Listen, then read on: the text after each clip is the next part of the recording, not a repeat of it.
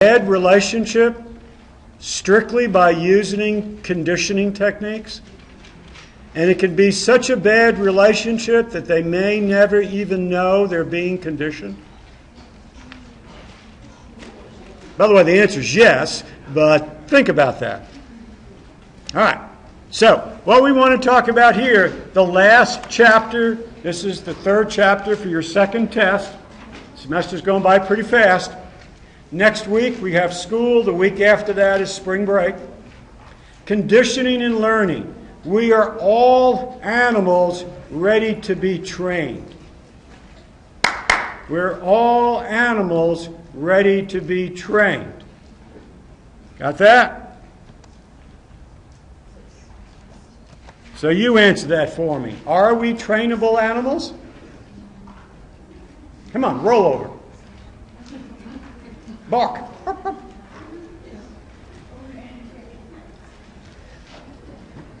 As I talk about this chapter, conditioning is very powerful. This stuff works. Works very, very well. Are we? Yeah, 81% say yes, 15 don't know. The two people who disagreed and strongly disagreed probably would say, nobody can train me. Okay, yeah, we probably can. And yet, in using behaviorism and conditioning is so subtle and effective that you may think you're not being trained, okay, but you are. Okay, it's very powerful stuff. The basis of any addiction is conditioning. Any addiction is conditioning as well. Does practice make perfect? Did you ever hear that statement? Practice makes perfect. Does practice make perfect? Okay, and you say, yeah, 82% says yes. And I would say, does practice make perfect? No. Okay? The answer should be, the statement should be, perfect practice makes perfect. Because if you don't do the action perfectly each and every time you do it, okay, and it may be the inappropriate way to do something, then that becomes a conditioned response. So let's do athletics. If I pick up a tennis racket and I don't have any lessons, and someone says, let's play tennis, and I hit the ball like this, and I run around, and I hit the ball like that, my arm is close in, and I hit it like that, and I'm running over the place like that. As long as the ball goes over the net, what's happening is I'm being reinforced. Good shot, it's working. I won the point, you lost, I'm better. Every time I do that. But what winds up happening, I'm conditioning myself to have very bad form, like this. I'm not going to get to a lot of balls. So that type of practice doesn't make perfect.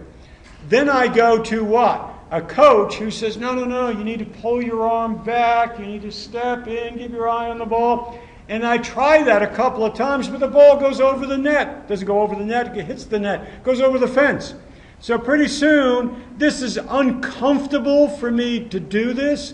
I don't like doing it this way. I have more success this way. So what do? I go back to my old ways. I'll never be a good tennis player. Okay? I go back to my old ways because sometimes my old ways is comfortable.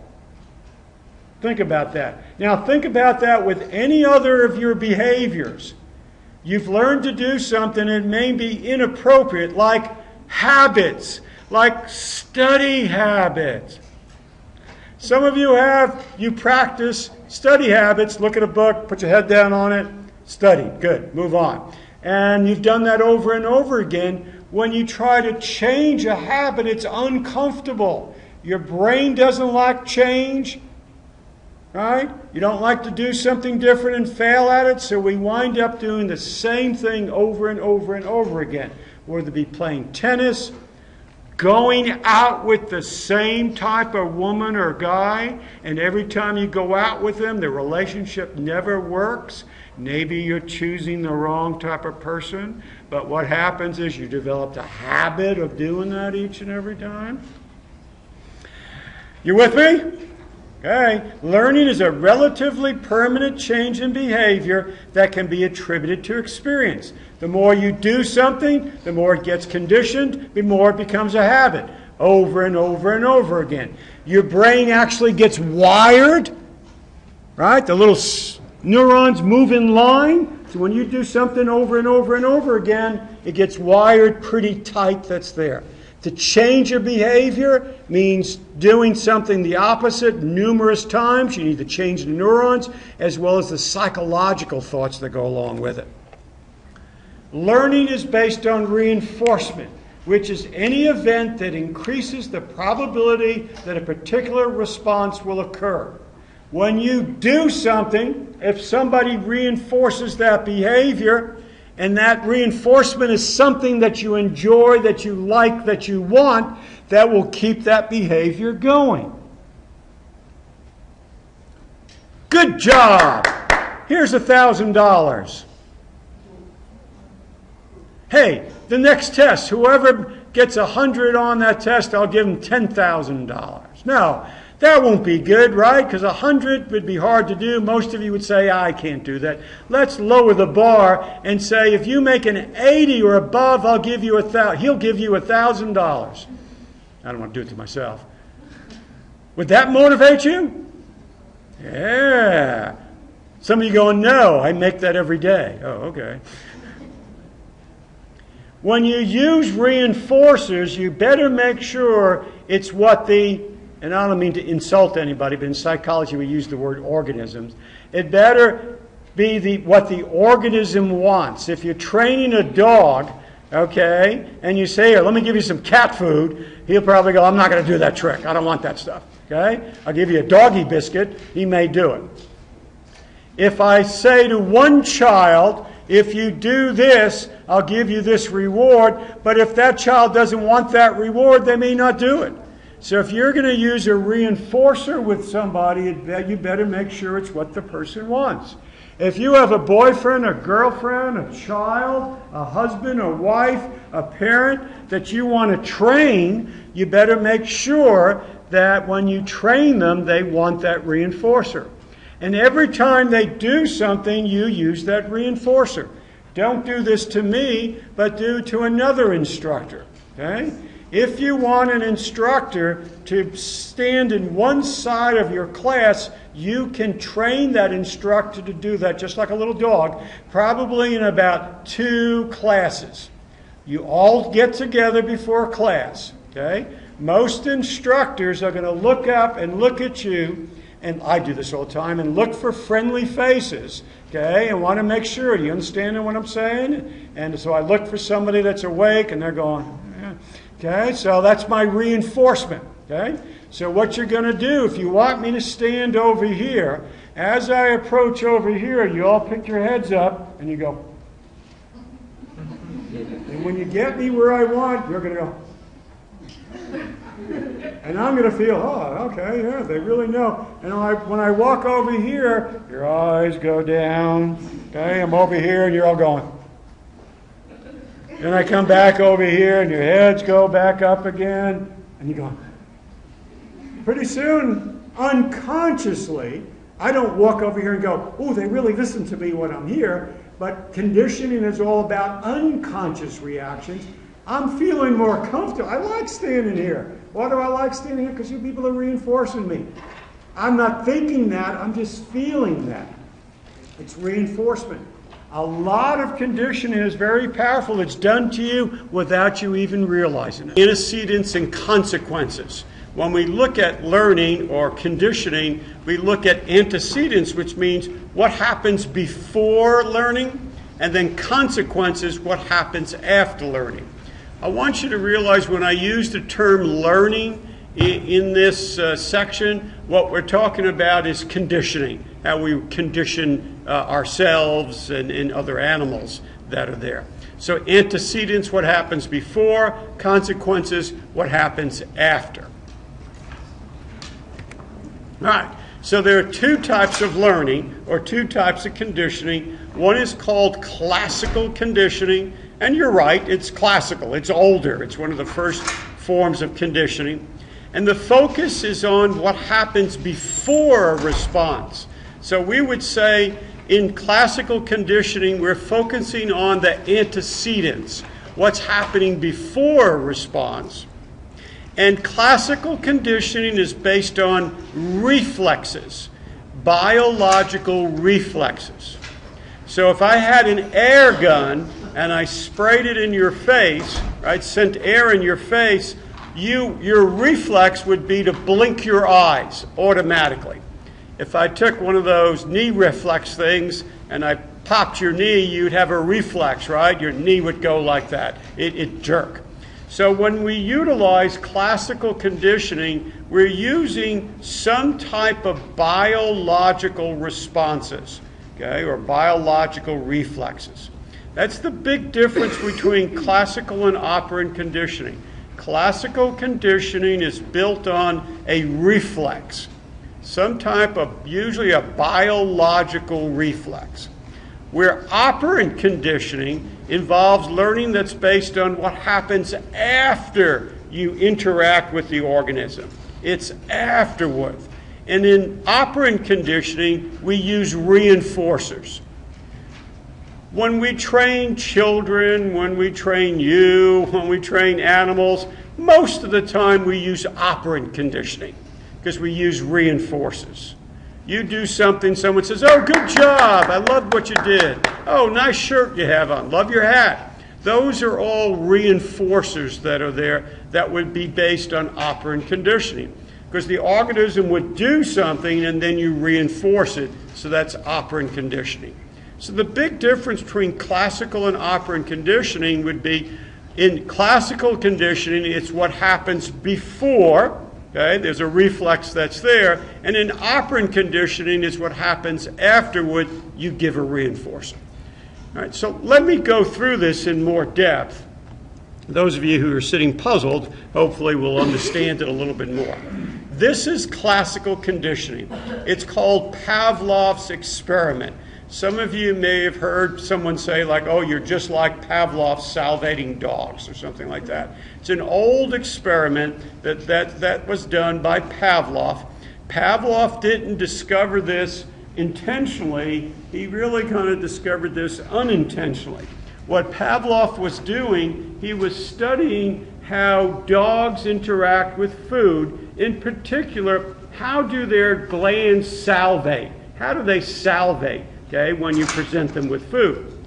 And then what he realized is that every time after he was working with them, the dogs, if he walked into the lab, just, because he forgot his notes, the dogs would, when they saw him, would stand up, okay, bark, and start salivating. And he went, well, what's the deal there? What do they want to do? They want to eat me or something? What's the deal there? And he thought, something must be going on that I'm training the dogs to salivate that way. So he designed an experiment to see if he could train a dog, or the word is what? Condition a dog to salivate to the sound of a bell. Okay? Now he took himself out of this. He had somebody come in and ring a bell. Well, if you look at what's called before conditioning, which is up here, what happened is the research assistant would go in, they ring a bell, and what would happen? Well, the dogs, they would do nothing, right? They wouldn't salivate, because the bell before training comes in is considered to be the NS, and that stands for the neutral stimulus. At this point, it's nothing, right? You just kind of ring a bell, okay? And the dogs, why would the dogs do anything? There's no association with that just yet. Now what he did, he said, let me see if I can use a natural reflex that a dog has. So he got the dogs hungry, and then he went in and he presented what's called food, or food powder, meat powder. So he presented the dogs, he said, here, look, food powder, right? Dogs were hungry. In this case, the food powder is an unconditioned stimulus. So there are two terms you need to know in classical conditioning, that's stimulus and response. So you're trying to stimulate the dog to respond. But in this case, it's an unconditioned stimulus because you haven't conditioned the animal just yet. So you present the food, and what happens as soon as you present the food, the dogs begin to salivate because that's a natural reaction that's there, right? It's a natural reflex that's there. Present the food, the dogs salivate. Present the food, the dogs salivate. If I wanted to do an experiment with this class, I could come in with an air gun, okay, and spray air in the faces of these three people down here. I wouldn't do that to you, but let's say I did. Automatically their eyes would blink, right? Because that's a natural reflex. Air coming in, you'd blink. Oh, I don't want to do this. It's a natural reflex that's there. So the unconditional stimulus is the food powder, or in this case, the air being blown at these people. And then the unconditioned response, the UR, okay, is going to be the dog salivating or these people blinking. There we got it. Okay. Now you begin to condition or teach the dog, okay, to react to the sound of the bell. So now what you do is you come in and you use now what's called the conditioned stimulus, because you're trying to condition the animal, okay, to respond to the stimulus. So the bell becomes the conditioned stimulus. So you ring the bell, present the food, the dog salivates. Ring the bell, present the food, the dog salivates. Ready? Ring the bell, present the food, the dog salivates. Ring the bell, present the food, the dog salivates. So what the dog is beginning to do is beginning to develop an association between, here's the bell, I always get food, I salivate. Here's the bell, there's going to be food, I salivate. Here's the bell, going to be food, I salivate. So in this class, I come in, and what I do is I clap, spray them with air, they blink. Clap, spray them with air, they blink. Clap, spray them with air, they blink. So now they're not doing this unintentionally. They're not intentionally blinking. However, classical conditioning is so powerful because it's connected to a reflex that when I do this, okay, I spray them with air, okay, then they blink. Sooner or later, I could come into class. When I get to this level, I test for conditioning. I go into class, I smile at them, and I just do, and they're going to blink right away. Why? Because they've been their reflexes were conditioned. So what happened to Pavlov's dogs? They would come in, they ring the bell, and automatically there's now a conditioned reflex, and the dog begins to salivate. All right? So what happens in the last phase is the bell is the conditioned stimulus, and as the dog salivates, it becomes a conditioned reflex. All right? Now, these people may say, oh, no, you can't do that to me. Okay? And they may really hold out and not do it, and not blink. But conditioning is so powerful. Sure, at that moment they won't blink, but once they relax, I can just do, and they blink right away. That's how powerful conditioning is. Right? It's based on reflexes, and once you get that reflex in your brain and get conditioned, that just happens to you automatically. That's Pavlov's salivating dogs. All right? In Pavlov's experiment with dogs, the unconditioned stimulus was the what? Somehow or another, the letters disappeared. Okay? 1 would be food, 2 would be the bell, 3 would be salivating to the food, and 4 would be the act of drooling. So in Pavlov's experiment with dogs, the unconditioned stimulus. All right? Now think, what's the unconditioned stimulus? That means it's the stimulus, okay, that was being matched up with a natural reflex. It's before the animal was being trained, right? Because conditioned stimulus would be what will cause the next response that's conditioned. Got to think about this one. Looks like all of you got that answer already. Okay. Everybody got that? All right, so the answer, okay, is going to be the food. So you really didn't get it, right? 37% got it correct. Why is the food the unconditioned stimulus? Because in the beginning we presented the food, right? And there was a natural reflex. Presented the food, the dog salivated. So in this case, the food is the unconditioned stimulus. The conditioned stimulus would be the bell, right? Ring the bell, the dog's going to salivate. Ring the bell, the dog salivates. But in the beginning, the unconditioned stimulus is the food. But people always get this one wrong, so you're not the only ones to do this. So in this case of me spraying the air, which is a stimulus, isn't it? Because then they blink. That is the unconditioned stimulus, right? The clapping, I'm trying to get them to become conditioned to the stimulus of clapping. I clap after training went in, and then they react. You'll get that right on the test, right? When we talk about elements of classical conditioning, we look at something called extinction, which means basically sooner or later that conditioned reflex that you have, that you train the dog to, may eventually break down and become extinct. It may no longer work anymore. Right? Because after a while, your brain just, you ring the bell, no food, ring the bell, no food, ring the bell, no food. After a while, it just make it extinct. Another example of classical conditioning would be if any of you have cats. And a lot of you use electric can openers, okay, when you open the food for a cat. So this is, you have classically trained, conditioned a cat to come running at the sound of a electric can opener. Because what you could do, you have the sound, bzzz, here comes the food, right? The cat comes running. Bzzz, food, the cat comes running. Bzzz, food, the cat comes running. The food is the unconditioned stimulus. When you use an electric can opener, you're training that cat, okay, to come running at the sound of the whizzing sound that's there. So if you want to mess with your cat, what you could do is just turn on the electric can opener and the cat's going to come running. You go, ha ha, got you again. Okay? Because he's been what? Trained to do that. Bzzz, sound, food, the cat comes running.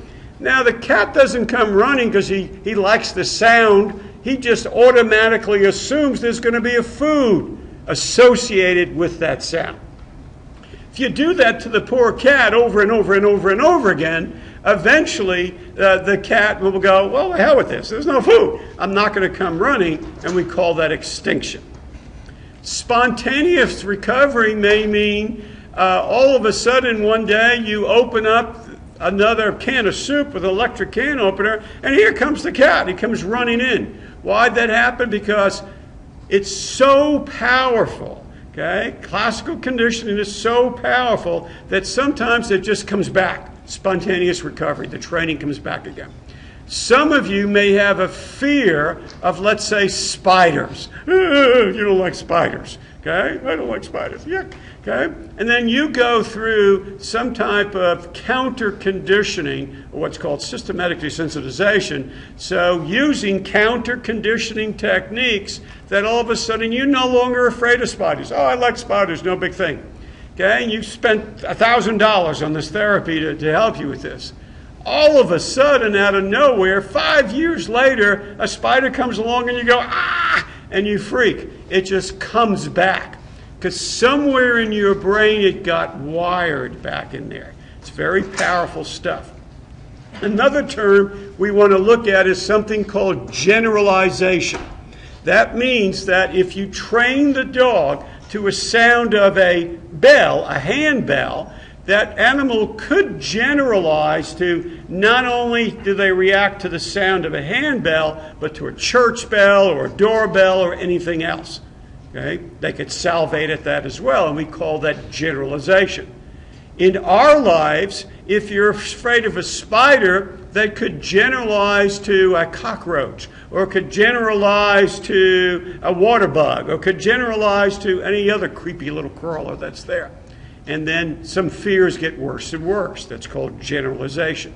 Or what you could do is learn to just discriminate and just react to, okay, the sound of the bell or just the spider, and that's all.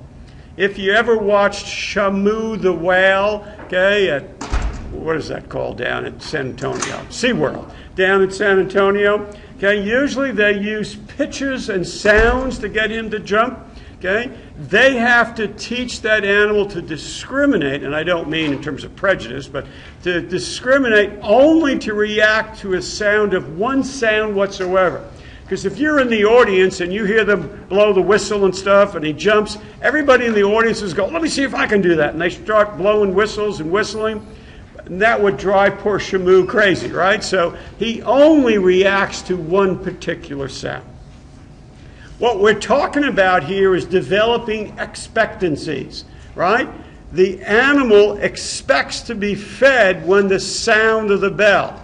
The cat expects to be fed at the sound of the can opener. That's there. The fear that I have is what? By the way, these are the top 10 fears that I've gotten from my classes. If yours is not on here, let me know, and if there's enough people, I'll take one out. So, the fear that I have is if you don't have a fear, don't vote, right? Because you don't have a fear. Most people are a little afraid of something, and we'll talk about this. Fears are based on classical conditioning. Your fears are based most of the time on classical conditioning. I can understand how operant conditioning works too. Now, some of you are laughing on number 9, clowns. How could people be afraid of clowns? Clowns are really spooky for a lot of people.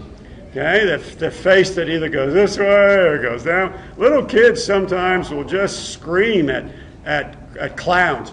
Or little kids sometimes get very afraid of Santa Claus as well. If you bring little kids to sit in Santa Claus's lap, so they look like, ah! And they start screaming. I mean, this is a weird man with a big white beard and stuff. It's kind of weird to them. They're very fearful of that. And clowns as well. If you've ever read the book or seen the movie It, anybody ever see that one? Some of you have. I go, ugh.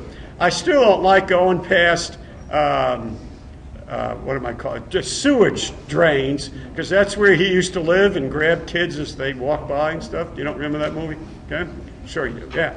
All right. It, in terms of clowns. So let's see what your fears are. All right. Well, God, you guys got a lot of fears. 17% would be snakes. We got 15% insects, closed spaces, and spiders. Okay, and then a whole list that's there. Does anybody have a fear that's not up there? I don't know which one I would take down, since everybody has a vote on most of you voted on some of these. I mean, 53 people voted, so you all have some fears that are there. All right, so let's talk about classical conditioning in terms of conditioned emotional responses. How did you learn your fears? Now, some of you were just going like, oh, I don't like snakes. Ooh. But some of you go, ah! And your little heart start racing, and you actually have an anxiety reaction or anxiety attack. If you start having anxiety attacks, I'm going to call those fears phobias, okay? Because you're developed in a full-blown phobia. What is a phobia? A phobia is an irrational fear. Irrational fear. Now, you and I might argue about this, and I said, well, you know, really, your fear is irrational. It's a spider. What's a spider going to do? Oh, you don't understand. I hate spiders. Yeah, but what's a spider going to do to you? It's going to say hello to you? It'll just crawl on you? Oh, no. I don't like spiders. It's really irrational. Somebody has a fear of flying, get into airplanes. Well, that's really irrational. No, it isn't. I hate it. Well, I close the door, the plane may crash. Yeah, but you have a higher risk of dying in an automobile accident than you do a plane. I mean, the probabilities are really, really low, so it's irrational. Now, those of you who have the fears, you'd say, it's not rational. I really have this fear. But it's really a conditioned emotional response. Let's say you have a fear of heights, okay? And one day you and your friends go up to Reunion Tower and you go to the observation deck and you're up there and you're kind of looking down like this going, we're really high up here, aren't we? This is really cool. And one of your friends comes behind you, sneaks up behind you as you're looking over and does this to you. Grabs you by the shoulder and goes, whoo, pushes you a little further out and pulls you back. Well, you're going to have a natural reaction, because when your body goes over and you start looking down, you are going to have a fearful response. So you'll come back and either hit him, okay, I can't believe you did that, but your little heart's going to be going like this. So there's an unconditioned stimulus, this, right? You have a natural reaction, which is anxiety, right? So you go, stop that. God, look at you. You're really afraid. Yeah, I know. Just God, you scared me when you do that. So he said, well, look at down there. Have you seen that car down there? It's a really cool old Mustang down there. You go, where? Down there. And you look again, and he does it again to you. Back again. You're like, What he's doing to you is using classical conditioning. You could develop a phobia based on him doing that once, twice, maybe 3 or 4 times. Now, what now happens is, he says, but look down there, and you go, no, I'm not looking down there again, no way, and you're backing off.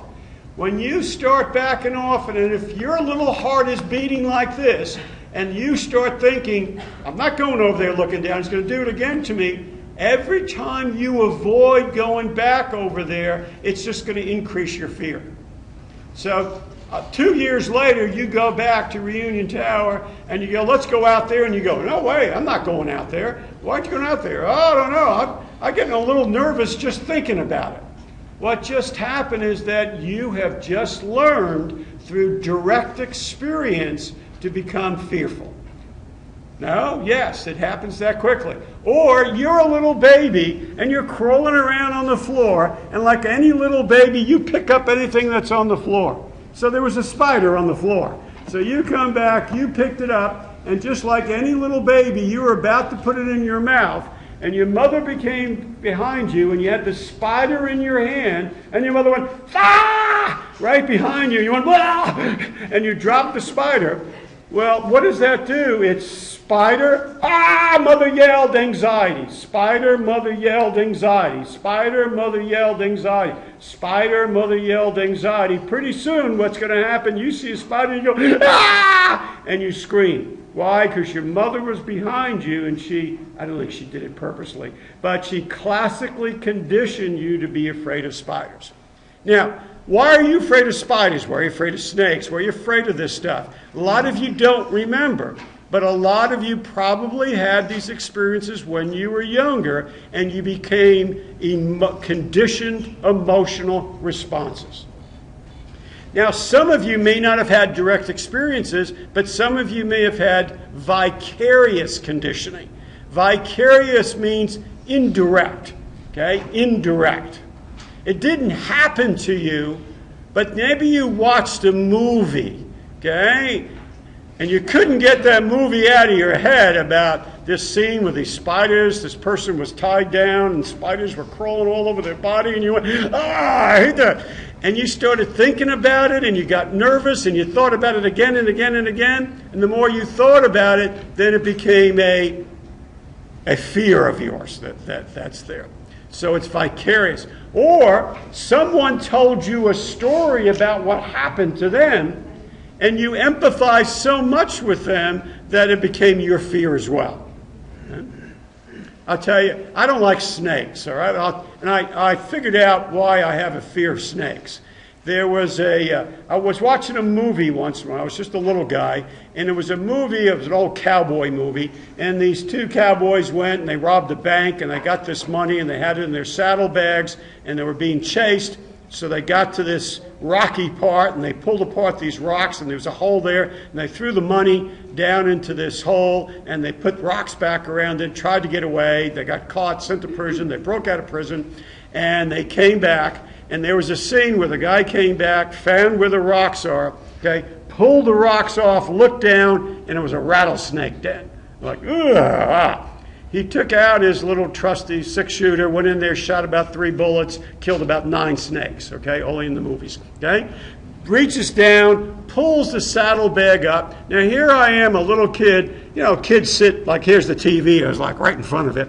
I'm right in front of watching this TV, and the cowboy opens up the saddlebags, and out flies a rattlesnake, flies out of it, nails him right there, and I'm right in front of the TV, and the snake comes flying out. I was like, oh man, that was scary. All right, so I didn't like that. You know, I don't like snakes now. I'm thinking about it. I had a dream that night about it. Vicarious conditioning, right? So I told you I grew up in New York City and I grew up in the Bronx. So the only time we ever went to see trees is when we went to the Bronx Zoo, okay? So there were trees there and animals, and we got there, and my cousins and I loved to go to the reptile house. So we walk into the reptile house, and I can still smell the reptile house and how warm it was in there, because that's how great my fear is. And we went up to the cage where they had the glass partition where they had rattlesnakes in. So I'm standing right like this in front of the cage, okay, or the glass, and I'm telling my cousins, yesterday, you know, I was about 6 years old, telling my cousins, yesterday I watched this movie, and this cowboy, he got nailed by a rattlesnake just like that. I said, that was really incredible. So my cousin goes, that's pretty funny, whacked on the glass, okay, and all of a sudden the snake just went, right at me. Well, I ran out of there. Okay, and when you're 6 and 7 and your cousins are 8 and 9, they chase you out going, that was so funny, you're such a chicken. So I went, that was really scary. It was just like the movie. Now, I made one mistake, okay, and that was every time we went to the zoo, my cousins went, hey, let's go back into the snake house. Remember what we did to you? I wouldn't go in. Okay, I did not go in because I was afraid. I was absolutely afraid to go back in. Did you ever hear the term, if you get thrown off a horse, get back on right away again? Otherwise, you'll become fearful of it. Well, what I wound up doing was increasing, okay, my conditioning and increasing the fear about being afraid of snakes.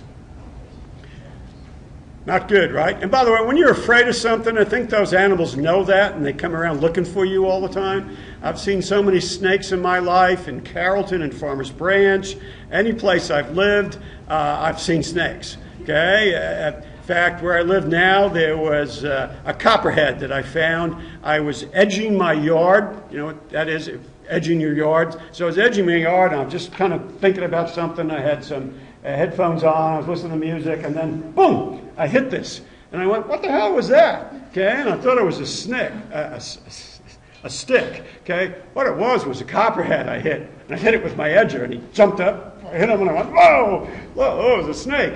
So, and he kind of went like this, and he curled up, and when I looked at him, and he went, I don't like snakes. So I ran back in. By the way, I have a trusty snake-killing shovel that I've sharpened just in case. I came back out, and there he was, and I whacked him one like that. And he came back, and I went, this is pretty stupid, really. I'm getting too close to this snake. And then he finally took off. I think I killed him, okay, because there was some skin there a couple of months later. But you see them all the time. And those of you who don't like spiders are always around looking for you, right? When we get to the chapter on therapy, I'll tell you about a therapy that I went through to reduce my fear of snakes. Okay, not that it worked, but I'll at least tell you, and it did work. I mean, I've handled snakes now. I usually just kill them. I'm sorry if you're a snake lover. I don't like them. Okay, but fears, right? Okay, what are they? They are conditioned emotional responses. More examples. You ready? Let's say it's the state fair, and you decide to go to the state fair and you want to have a corny dog. Every time you go to the state fair, you're going to have a corny dog. So you walk into the state fair, you look over, and there's a sign for corny dogs. You go get one of your corny dogs. You know, it's one of those corny dogs that have been on that spit probably for about 4 days, just turning around like that, and like they do at 7-Eleven in those places, okay? And you grab one of those, okay, and you eat it. Yeah, good corny dog, really good. And you eat it, and about 10 minutes later, what wound to happen, that wasn't a very good one. you get food poisoning, and you start throwing up all over the place. Like, gross. So you go home. Well, the next day you come back again, and you look at that corny dog, and you get sick. Okay? That's another example of classical conditioning. Sometimes people, that's called one-trial learning, what happens is that they get sick based on certain foods. Women, this is not unusual, when they're pregnant and they have morning sickness, which happens at any time of the day, by the way, not just in the morning, okay? Sometimes they'll eat a food and then they have morning sickness and begin to associate the food with vomiting, and for the rest of their life, when they look at that food, they get queasy stomachs. Okay? No? Yes? Yes? Some of you are going, yeah, that happened to me. Okay? It's part of conditioned reactions to certain foods as well. For 1 point, that was many examples I gave you. So let's see if you can put this together. For 1 point, now don't do this. You sound a tone and then squirt pickle juice in a child's mouth, causing the child to salivate.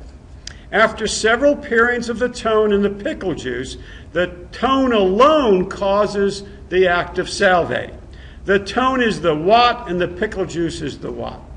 Is the tone the conditioned stimulus and the pickle juice the unconditioned stimulus, or the unconditioned stimulus, conditioned stimulus, and so on down the line? Which one do you think it is? Now think about it. The tone is the what and the pickle juice is the what. First you want to figure out, is the tone a stimulus or is it a response? Then you want to figure out, is the pickle juice a stimulus or a response? All right?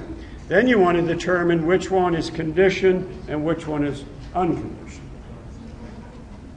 You can talk to the person next to you.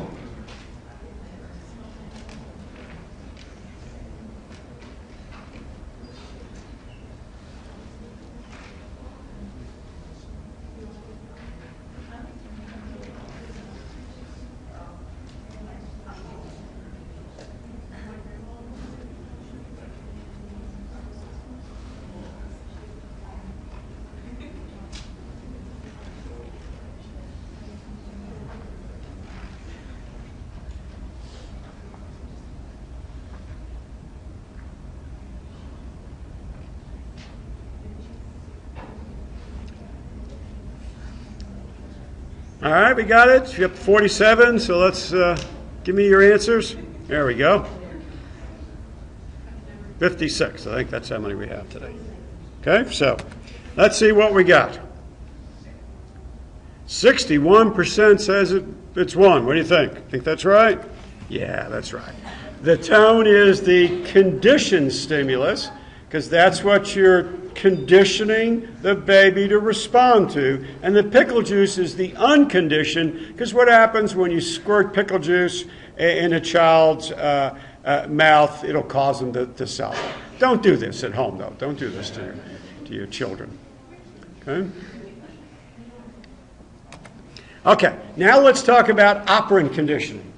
Operant conditioning is what we use most of the time. Operant conditioning is what we use most of the time. Classical conditioning is based on reflexes. We don't use that a lot. We intentionally use operant conditioning now. Operant conditioning is based on positive reinforcement. Positive reinforcement is when you present a reward or other positive consequences after a correct response is made. So I just gave you a question. You got it right. Good job. You did well. Okay? Gee, I like that sweater you have on today. It's really pretty. Like your hat. Good looking hat you got there. You got an A on the test. Good job. You got an A on the test. Here's $1,000. Would you like that? Those are all what? Reinforcers. Love you. Right? That's a reinforcer. They're all different reinforcers. If you're trying to get an organism, and I'm sorry to say organism, but we all are, to do something, what you want to do is first figure out, okay, what reinforcer they like, and every time they do what you want them to do, you reinforce them with that. right? And the odds of that behavior increasing will be pretty good. If you're going out with somebody and they say, oh, I'll pick you up around 8:30, and they show up at 9 and 9:30, okay, and you go, oh, that's okay, no big thing, okay, come anytime you want. What are you reinforcing? You're reinforcing they can show up at any time, even if they tell you that they're going to show up at 8. If you say to them, you know, you said 8 o'clock, and now it's 9 o'clock, it's kind of late, I don't appreciate that. That should be not reinforcer, that should be a form of a punishment to say, no, right? No. Now, when they show up at 8 o'clock, you need to be able to say, oh, I'm so glad you showed up on time. Thank you. Okay? And you give them reinforcers for that. Now, you and I may say, as we talk about this, oh, that stuff doesn't work. It works. It works. Okay? Because it's very subtle, and it works very, very well. All right, let's talk about examples of operant conditioning. One is superstitious behavior, okay, or stupidstitious behavior that people have. And they begin to associate certain behaviors that they have that gets reinforced. Like those of you who are into sports. Sports have all kinds of superstitions. And some of you play baseball, okay? Baseball players are extremely superstitious, okay? Some of them will get up to bat and they got to pull up their pants 3 times. Or they take the bat and they go once, 2, 3 times, and they go once, twice, 3, just to get ready for a pitch. Because what's happened, every time they've done something like that, they got a hit, okay? Or sometimes you'll see that players won't change their socks for 8 or 9 games because they've got a hit in every game for 8 or 9 games. And once they change their sock, then what happens? They don't get a hit. So it must be the sock, right? Superstitious behavior, but it's also stupidstitious behavior. Okay? The Dallas Cowboys, by the way, have been 8-8 every year for the last 3 years. Haven't they been their record? And I'm sorry, but it's my fault. It's my fault.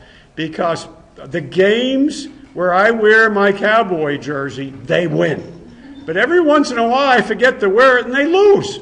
So it's my fault that all that happened. I got to wear my jersey. Got to remember to wear my jersey, then they win. Did you ever see the Budweiser commercial where Stevie Wonder's song comes on about superstitious? No, I never saw that commercial. And they show all these different fans that say, I got to do this before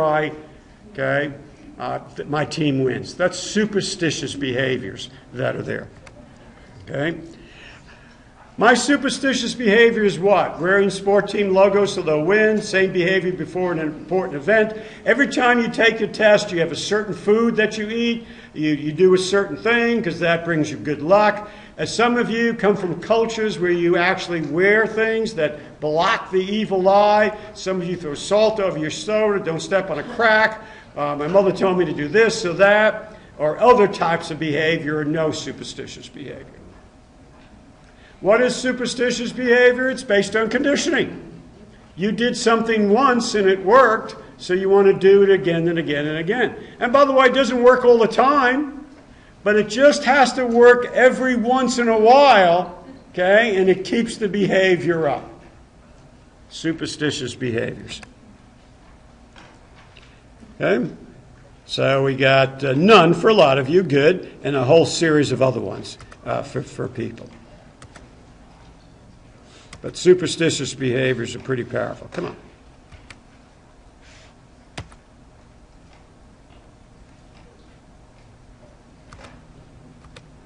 All right. Let's go back to a term called shaping. All right. If you want an organism to do something, you have to shape them or condition them. What is shaping? It's successive approximations, small steps to get people to do something. Small steps. A man by the name of Skinner, B.F. Skinner, and you need to know his name with operant conditioning. Pavlov was the one we associate with classical conditioning. B.F. Skinner is the name we want to associate with operant conditioning. B.F. Skinner did lots and lots of different training with different animals as well as humans. One time he said, let me show you, I can teach a pigeon to bowl.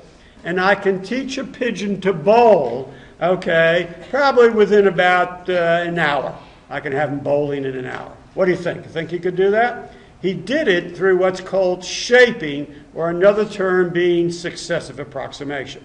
What he did was set up a pigeon-sized bowling alley, okay? It wasn't a big bowling alley. It was a pigeon-sized bowling alley. And he used a reinforcement. Now, what would be something that a pigeon would want?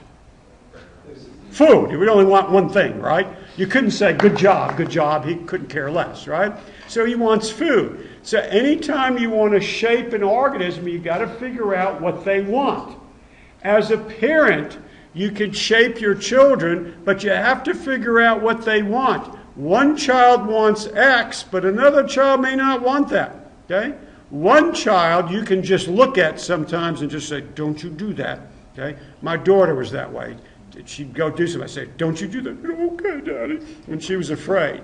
My son, I'd say, don't you do that. He'd go, what's it to you? Okay, and fight me. So that sternness with my daughter worked, but not with my son. So when you use any type of conditioning, you have to figure out what works with the organism. So with a pigeon, it's going to be food. So what you do is you get the pigeon really hungry, you put him behind this door, and you take a little piece of food, a little kernel of food, and you put it over where the bowling ball is, right next to the bowling ball, right? So the pigeon comes out, he's hungry, he's looking for food, he's doing this like pigeons do, and he comes up and finds the food. He takes it, he eats the food, you grab the pigeon, you put him back outside, put a piece of food there again, the door opens up, the pigeon's looking around, he comes to the food again. It takes about 3 trials before the pigeon is going to open the door, the pigeon's going to go right to where the bowling ball is. But there's no food there. So he's looking around like this, and he accidentally hits the bowling ball. Boom, you give him food. Okay, he eats it, you bring him back out again, he's coming around, he's looking again, that's where the food was, the bowling ball, accidentally hits it again, you give him food again. You do that, that takes about 5 or 6 trials before the pigeon figures out, if I hit the bowling ball, I get food, right? So he comes in, and the bowling alley's here, and he goes like that, okay? And you give him no food. Bring him back out again, he comes back, and he does that. No food. So the pigeon gets frustrated, and he turns around and goes like that, and it goes down like the bowling alley there, okay? And then you go, oh, good. You give him food. Bring him back out again. He's not going to push it down there again, but he'll turn around and does this, no food, does this. But when he does that and gets it down the lane, you give him food again. That's a little more difficult. That takes about 10 to 12 trials. Now you get the pigeon coming in, goes right to the bowling ball, lines up his butt, and goes like that. But he doesn't do it hard enough, and it just goes clunk, clunk, clunk, clunk. Doesn't go all the way down. No food. Comes back in, does it again. No food. Comes back in, not strong enough. No food. Pigeon probably gets frustrated, comes in and goes, really hits it, goes down, knocks some pins down. Boom, some food. Comes back, not very good. Not very good. Not very good. Hits it hard again, rolls it down the alley. That takes a little longer on that one. That probably takes 15 or 20 tries. Pretty soon, you just open the door, you come down, the pigeon gets himself lined up, and whoosh, he sends that right down there, and he knocks down a bunch of pins. Boom, you just trained a pigeon. Now, you can do this with your boyfriend or girlfriend or husband and wife. I'm not equating them to be pigeons, okay, but it's the same thing. It's called shaping. Who's toilet trained here? Good, you raised your hands. Very good. Those of you who didn't, you're not toilet trained. Okay. I'll buy some Pampers for you or something. Okay? Everybody's toilet trained, right? How were you toilet trained? Operant conditioning. Very few of you went, I don't want this anymore. I'm going there. No, most of you didn't do that. Most of you were trained. How did your parents do that? Operant conditioning. You can train a child if they're ready. Remember readiness from that chapter? If they're ready emotionally, physically, socially, okay, to be toilet trained. All you're going to do is spend one weekend all day long doing this. By the way, it works, but you have to have patience, all right? What you do is you tell the child, we're going to be a big girl or boy today, or big weekend. We're going to go to the bathroom just like Mommy and Daddy do, okay? And you might have Daddy come show how it's done. Okay, Daddy, it's a little boy. This is how I do it. Oh, good job, Daddy. Okay. And he does it. And little boy, you say to little boy, you want to learn to do that? Oh, okay. No diapers for you. We're going to be a big boy today, but we're going to have fun. What we're going to do, and by the way, you bring all kinds of caffeinated drinks, by the way, because caffeinated drinks are diuretics, okay, and they make you go to the bathroom, okay, and then you get all kinds of his favorite foods, potato chips, popcorn, candy, all kinds of things like that. So first you say, yeah, come on, drink some Coca-Cola, and he drinks it up. Well, you know his little bladder is going like this, and then you go, come on, and you run him into the bathroom. And usually want them to sit down. You don't want little boys to spray all over them. So you have them sit down, okay? And they sit down, but his bladder is full, right? So then you say, come on, go like Daddy. Well, what do you mean? And then what does he do? Because his bladder is so full, boy, he lets loose. Right on the chair. And you go, good boy, stand up. Oh, look what you did, good boy. Here's a piece of candy. Right? Or here's whatever his favorite food is. Hey, Dad, come in and look. Oh, look. Oh, you're a big boy. Here's a piece of candy. Oh, okay. Bring it back out again. Come on, let's play. Here, have some more Coca-Cola. Have some more Coca-Cola. Have some more Coca-Cola. Ladder's getting filled. Come on. You make a game of it. Run. Run.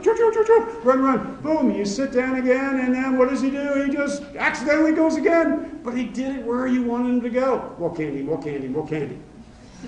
Okay?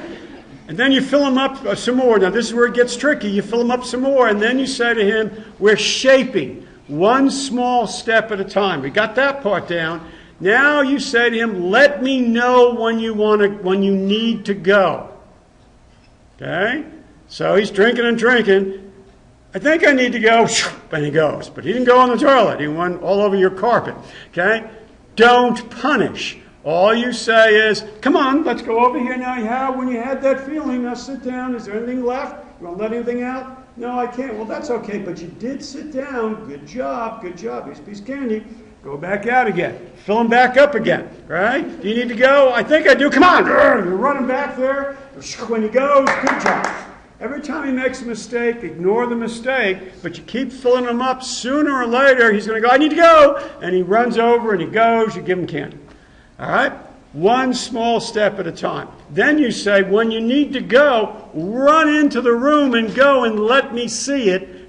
Then you'll get your candy. That takes a while for that one, too. Remember, this is a whole weekend we're doing this. Mistakes made, but he does it. You reinforce it. Pretty soon, then you're going to tell him, well, when you need to go, go. Go. Good job. All right? Here's a piece of candy. Now, you might say, does that mean for the rest of your life that child will go to the bathroom and want candy? Does that happen to you all? Oh, you do. You all go to the bathroom out there and you run in here and now I have to give you candy. No. Sooner or later, what happens is that it just becomes extinguished. It just goes away. And what we wind up with is a child. By the way, I made that sound real easy. If you ever do it, it's not that easy. There's a lot of mistakes and problems, but eventually it all works, doesn't it? It's shaping one small step at a time. Think about this. Now, you don't have to tell me, but is there someone in your life who you would like to change their behavior in any way? Think about it. How could you, using conditioning, shape them, okay, to change their behavior? Remember, you don't just go in and do it. You want to do it one small steps at a time. And it works, and it's very, very powerful. All right, let's talk about other elements of operant conditioning. One is called negative reinforcement. Now, you got to listen really careful for this one.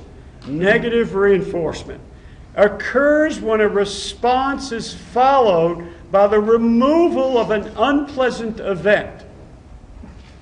Let me say it again. Negative reinforcement occurs when a response is followed by the removal of an unpleasant event. So what we were just talking about was positive reinforcement. We reinforced an event that you like, right? Positive reinforcement. So if you are hungry, which is an unpleasant event, and you go eat some food, the food is a negative reinforcer because it removes an unpleasant event. I don't like to think that food is a negative reinforcer to you, but in this situation it is. If I have a headache, which is a negative event, and I take an aspirin, the aspirin is a negative reinforcer because it removes an unpleasant event. A rat responds by avoiding a shock. Okay, they avoid the shock, which is an unpleasant event. That's a hard one to understand, isn't it? Why would you call food a negative reinforcer? That's not negative, that's positive. But in this case, it's removing an unpleasant event. So anytime we remove an unpleasant event, okay, the reinforcer you gave is a negative reinforcer. And now to completely confuse you, let's talk about punishment. What is punishment? It's any event that follows a response and decreases its likelihood of occurring again. So what's the difference between negative reinforcement and punishment? Well, one is punishment is any event that follows a response and decreases its likelihood. In negative reinforcement, it what? It eliminates, it removes, completely removes that unpleasant event. But punishment follows a response and decreases its likelihood of occurring again. Kind of a thin line between those, right? Punishment. Boy, do we use punishment. Who hasn't been punished here? I'm sure we all have, right? What kind of punishment techniques were used on you when you were a child? What? Spanking? All right? Slap on the hand, spanking. What else? Time out? Grounded? When you were an adolescent, maybe? Different punishment techniques. All right, y'all got this? Let's see if you are listening today. Operant conditioning is different than classical in what way? That the response is spontaneous and voluntary. A response will have a specific effect. Conditioning is altered by the consequences that follow the response, or all of the above. So when you have a question that has all of the above in it, okay, and you know one is true, and you absolutely know the two others are false, then don't choose all of the above. But if you look at this and you say one is true, but I think two of them are true, but I'm not sure about the third one, go with all the above, right? Because you know at least two out of the three are true. So what do you think? The response is spontaneous and voluntary in operant conditioning. A response will have a specific effect. Condition is altered by the consequences that follow the response.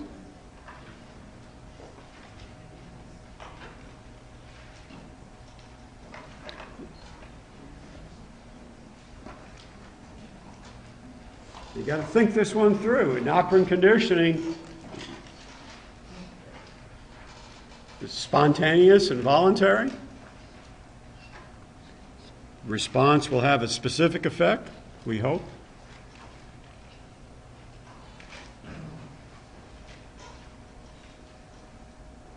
All right, we got pretty close to everybody, so let's get your selections in. 56, 7. Oh, we just added a person, okay.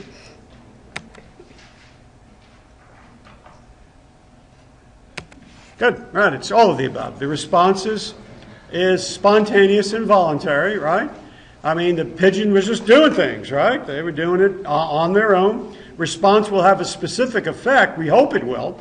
We hope it will. And, of course, the third one is true as well. All right, got the answer for this one just in case it shows up on your test? All right, punishment. So we all have used punishment. By the way, as a parent, it's much easier to use punishment than it is positive reinforcement. It's much easier to just whack and scream and yell than it is to use shaping and positive reinforcement. It just takes longer to use positive reinforcement. You have to have more patience for positive reinforcement. But in the long run, positive reinforcement works much better than punishment does. Works much better than punishment does. In the beginning, punishment does work pretty effectively. Okay? But in the long run, what winds up happening, you wind up with what's called variables affecting punishment. When you punish, sometimes you can have this stuff. One, if you're going to use punishment, your timing has to be very specific. If you're dealing with young children, they live within the moment. Okay? And your punishment has to be done as soon as they do A, and you don't like that behavior, you have to punish right away. Here's a child who decides they want to be the next Michelangelo and begins to paint on their walls. Okay? So the mom, the dad, who's ever home, says, I can't believe you're doing that. Why are you doing that? You're running the wall. Wait until your mother or your father gets home. Got it? So 6 hours later, because you're going to get punished. Oh, okay. 6 hours later, let's say mom or dad comes home, who's the enforcer, comes home, little child, that was 6 hours ago. That was an eternity ago. They don't remember what they just did. And they run up to mom or dad and they go, Daddy's home, and give him a big hug. And Daddy goes, what did you do? Whack! What did that child just get hit for, punished for? Hugging Daddy, right? I mean, right? Talk about condition, hug, whack. Oh, I guess I won't hug you again, okay? The wall? And you're like, well, yeah, I did that. That was a long time ago. No big deal. What are you talking about here? Okay, so what you're going to have to do is go back, go to the walls, and this is what you did. Or, as soon as they did it on the wall, right? If you're training your little doggy to go outside and not inside, okay? As soon as they make a mistake on the carpet, okay, you say no. You take them outside. If you need to hit them, you hit them. You take them outside. If you're using punishment in that way. Okay, you have to do that. You can't leave the dog alone. He goes, and 6 hours later you come home, you see it there, and the dog runs up to you and wagging their tail, and you whack them one. Especially with dogs, they're not going to remember. So somehow or another, they have to associate, this is what I did, this is where I got punished. So the timing has to be right away, right away, right away, right away, right away. Those of you who are in relationships, and you don't like what the person is doing, okay, and you say, no, I'm not going to say anything, I'm just going to rock the boat. No, I'm not going to say anything, I'm just going to just get them upset. No, I'm not going to say anything. And then you build all these things up that you don't like, and then you have an argument, and then you say, you know what? 3 weeks ago you did this, and 5 weeks ago you did that. And the person's going, what the hell are you talking about? Okay? I mean, as human beings, if you don't like what I'm doing, tell me now. Don't build it up and tell me 3 weeks ago you did that, 8 weeks ago you did that, and then tell me. It doesn't do me any good. If I'm going to be trained, you have to train me right away. People don't do that in relationships? Yes, we do. Okay? Timing right away, it's got to be consistent. If you don't want an organism to do something and you're using punishment, you have to punish each and every time they do it. If you don't want a child to do X, Y, and Z, and you punish one time but not the next, and punish the next time and not the next, and then they go 3 times without it, they just figure, oh, I'll do it. Who knows if I get punished or not? I get away with it. It's okay. Punishment has to be consistent. If mom does it, dad has to do it. If dad punishes, mom has to punish. Otherwise, the child says, I did something wrong. I better go tell mom. She doesn't punish like dad does. And if mom says, shh, don't tell your father, okay, that doesn't do you any good. That you wind up learning to be probably a manipulator. I don't like this third one, but it does work. It's how intense it is. You did something wrong. Why did you do that? You're bad. I guess. You're bad too, Mom. Okay. I mean, you know, like, oh, boy, that hurt. Oh, you did something wrong. By the way, with most kids, you don't have to really hit. Your voice needs to go up. You're like, I don't believe what you just did. And you just go like this, and they go, oh, you hurt me. I didn't. But it's the maybe the voice that's intent. Now, by the way, a lot of you come from a lot of cultures where it's very appropriate to whack somebody and hurt them. I mean, that's some of the cultures. The shoe being thrown, that's some of you. Got you and some of you, right? I mean, that's classic and things like that. That's a form of punishment that's there. Well, but there's a line that's drawn between leaving bruises, which goes into abuse, that's there. And some parents don't know that line that's there. And you can go over that line. It's always better, by the way, to use positive reinforcement than punishment. And by the way, intense punishment has a lot of side effects. Side effects of intense punishment. Escape and avoidance. 90-something% of all adolescents who run away from home are running away from abusive homes. 90% of those homes are abusive. Why am I staying here if I keep getting slugged all the time? Why am I staying here if I keep getting whipped with that switch all the time? I'm out of here. I'm gone. So what do? They escape. Okay? They're gone. Or they try to avoid the punishment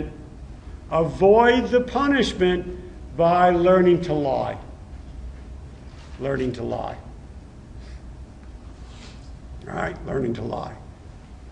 So, little Stevie learns to play baseball. Okay, he's learning. His dad teaches him to step in, use his whole lower part of his body and his hips to get a hold of the ball. Okay, and I'm getting bigger, taller, and stronger, and I get a hold of the ball goes flying through the air. Okay, my dad just bought a brand new Ford 150 pick-em-up truck. Okay, and the ball goes through the air, whack! Crashes through the windshield splattered all over the place. Dad hears it, he comes running out. Okay, and I'm there going, wow, I really got a hold of that ball. And Dad says, okay, and I go, well, I did, Dad, I'm sorry, but I really hit the ball like you told me. Whack! Okay, bloodies my nose, knocks me down on the ground. Okay, he's furious with me. Okay? We're playing baseball again. I love baseball. So what do? I'm smart. I move home plate a little further away. Right? I'm not going to hit my dad's truck again. But I'm getting bigger, taller, stronger, and putting into action what he's teaching me. And step into the next ball. Whack! The ball's going. Crashes through his newly fixed Ford 150 pick-em-up windshield. Dad comes running out again. Who did that? He did, Dad. My brother, he did it. Did you do that? No, I didn't do it. Whack! Brother gets hit. I didn't get hit. I avoided punishment, didn't I? I avoided a negative reinforcer. But what's my positive reinforcer? I lied and didn't get hit. That's really a negative reinforcer, right? The lying is a negative reinforcer because I didn't get hit. So what am I going to do from now on? I'm going to learn to lie. I will lie because, and by the way, if I don't lie and I get caught, so what? 8 out of 10 times I won't get caught. So part of intense punishment is that you escape or you avoid, and one instance is by lying. One instance is by learning to lie. What you also are teaching a child is called teaching them to be aggressive. It's modeling. When I get frustrated and upset, I lash out at my child, and that's okay for my child to do. So my child is learning this. They get frustrated. What do? They hit somebody else because that's what they've learned. If you're ever in elementary school, you're an elementary school teacher, you see a child that's always beating other kids up, 90% of the time that's what happens in his family because it's modeled for him. Your parents are modeling aggressive behavior. Okay? By the way, it's also called displaced aggression. And don't do this as a psychological therapy. But, when you have so much frustration and anger in you, sometimes it feels good to just hit something. A pillow, something, you get it all out. Well, people who lash out and hit and really feel some crunching bone and stuff like that, they feel good after that. That gets it out. It's called displaced aggression. And when that happens is that they get reinforced for it. It feels good for them to do it. It's not right, is it? Please say it's not right. Okay, it's not right, okay, but it is a positive reinforcer for them. All right, operant conditioning needs feedback. Okay, you need feedback. What happens is the child goes over here in the toilet, you give him feedback, good job, here's some candy. So anytime you use operant conditioning, you always want feedback that's there. Athletes will have a coach, and the coach will say, if you're going to get a ground ball, you need to go all the way down, put your gloves down on the ground. Let's do that over and over and over again. Let me give you feedback how well to do it. Let me show you, you do it. Not good enough, go down a little bit further. Good, you're doing it. Good job, good job, good job. All right, it's conditioning. You don't want athletes in the middle of the game saying, here comes a ground ball to me. Pull up my pants a little bit, get down on the ground, just like the coach told me. By that time, the ball's gone, right? So what conditioning does is you don't think about something. You just do it. It becomes a, ready for the key word, habit. What are our habits? They're conditioned behaviors. Some habits are positive, some are negative. You'll have really great study skills, don't you? Some of you do. Some of you have horrible skills. They're habits. You've learned, you've taught yourself not to study, or study for 5 minutes and then say that's enough. And by the way, when you try to change a habit, it's uncomfortable to change a habit. I don't like it. Your body goes, oh, I don't like this. Let's do something else. It's hard to change your habits. So what did your parents do? Your parents used what? Positive reinforcement, punishment, both, neither? If you're a parent, you know all about this. You probably never labeled it this way. Hey, how about this one? Here's an application question for you. I see this all the time. You're in a grocery store, and you know in the grocery store you put your child, a young child, in the basket, but when you go through the checkout line, they always have candy and gum right there so the child can grab it, right? So your child goes to grab it, and you go, no, honey, we don't want, no, you don't need any chocolate right now. We'll wait till we get home. And your child goes, no, I want some. You say, no, honey, you can't have any now. No, I want some. No, you can't have any. I want some. I want it now. I want it now. I want it now. It makes a big scene. You're embarrassed. And you go, okay, here. What did you just reinforce? Yelling and screaming. And you did it using, according to the child, positive reinforcement, wasn't it? I got candy. I yell, I get candy. Next time you go through the grocery store, hey, Mom, ah! Because that's what you're reinforcing. You got to watch what you're reinforcing. All right? It's positive reinforcement. Just came to my mind. My son's a wonderful guy. He's your age. He's a wonderful guy. But when he was younger, he was a little difficult. Okay? So we'd go into a grocery store, and I had my daughter in she's younger, so I had her in the basket. My son would be down the line, and he'd be looking and go, oh, I want this. I want this. Dad, get this for me. It's up here. Get this. I can't reach it. And I said, no, we're not getting that right now. We have plenty at home. I want it. I want it. I want it. And he starts screaming. And what I would do, you may think this isn't very good, but I ignored the behavior. And I went, you can't have it. I want it. And he got down on the floor, had a little fit. I just walked away. I walked down the other aisle and walked away. My daughter was going, no, don't leave him. And I said, no, he's got to learn. He's screaming. Walked away. Now, I don't want him stolen by anybody, right? So, and I went down the line. I came back. I wanted to see if he was still okay.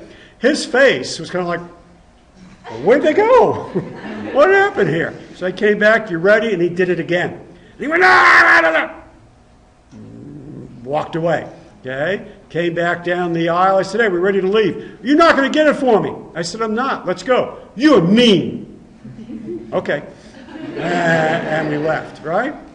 But again, when you're trying to condition somebody, once they get away with it once, they'll do it again and again and again.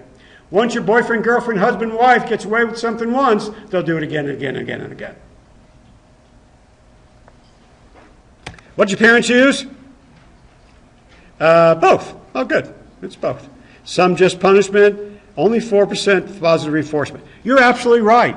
Okay, It's hard to use positive reinforcement. It takes much longer. It's much easier to do this or to yell, right?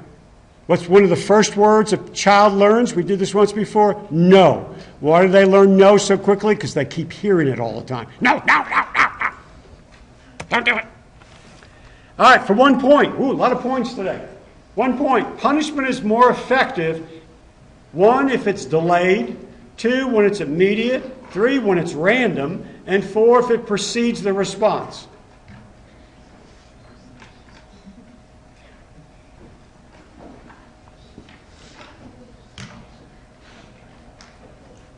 There's only one answer, right?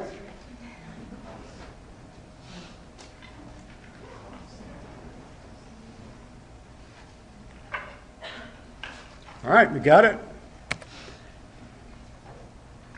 Correct answer, right, is when it's immediate, right away. If it's delayed, that would be the example. Parent comes home much later. When it's random, not really. You know, it has to be consistent. If it precedes the response, come here, let me hit you just in case. All right? That doesn't work either. Hold on. This is where I'm going to pick up. I want to just introduce this a little bit. If you're going to use positive reinforcement and you're going to use shaping, what we wind up doing is developing what's called schedules of reinforcement. Schedules of reinforcement, when used with positive reinforcement, becomes very powerful tools, and they work very well. So my question to you is the same question I gave you last week. Can you keep someone in a bad relationship simply by using forms of conditioning? All right? Hopefully you say yes. Now the second part of this is, can you keep somebody in a bad relationship, and what schedule of reinforcement can you use to keep them in a bad relationship? Now, I'm going to go over this. I'm not doing this to train you to keep people in bad relationships and learn to be a manipulator, right? Don't do this stuff. However, I want you to learn how you could be in a bad relationship, a bad job, simply because someone puts you on a certain schedule of reinforcement. And this stuff is very, very powerful. It does work. Where we left off, and one of the things I asked you to do is to think about, okay, can you keep someone in a bad relationship? Okay, and if you can, what type of schedule of reinforcement would you put them on to do that? So we can call this a bad relationship, or the example could also be jobs that you're in that you may not want to be in. So when we talk about schedules of reinforcement, what we're talking about is when you're trying to shape somebody. Remember successive approximation. When you're trying to shape somebody and get them to do different things, I think you can also use the word manipulation with this as well. Okay? What kind of schedule would you put them on? So let's talk about this. Remember I gave you the example the other day of how you use operant conditioning with toilet training. We went through that whole thing. It was shaping. It was step by step. When you first are trying to get an individual to do what you want them to do, or condition them in that way, teach them, you first put them on a continuous reinforcer. Every time they do what you want them to do, okay, you reinforce them. Every single time you reinforce, you reinforce, you reinforce, you reinforce. Now, I think dating is real similar to this. When you go out with somebody, usually the first couple of dates, or hopefully quite a few of the dates, are pretty good dates.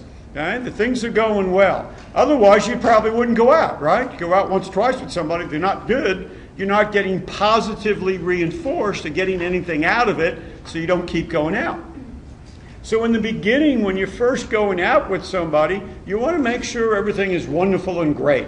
So you go to nice places, you spend some money, okay, you treat the person well, you're on your best behavior, and what you're doing is you're continually reinforcing what's going on in the relationship over and over and over and over again, so that the person you're going out with says, yeah, this is a good relationship, I really like you. And that happens in just about most relationships. You're on a continuous reinforcer. If you want to get someone to do something, when they do it, you reinforce every single time they do it. But then after a while, what happens, you begin to pull back a little bit. When you're dating somebody and you're at your best behavior, and the guy actually shaves and takes a shower and stuff, okay, and the woman's all dressed up, after a while you're kind of like, I don't know if I can keep this up all the time. Can't spend so much money. So pretty soon you're not going to great places, but you're hanging out watching a DVD or something like that. And things aren't as exciting.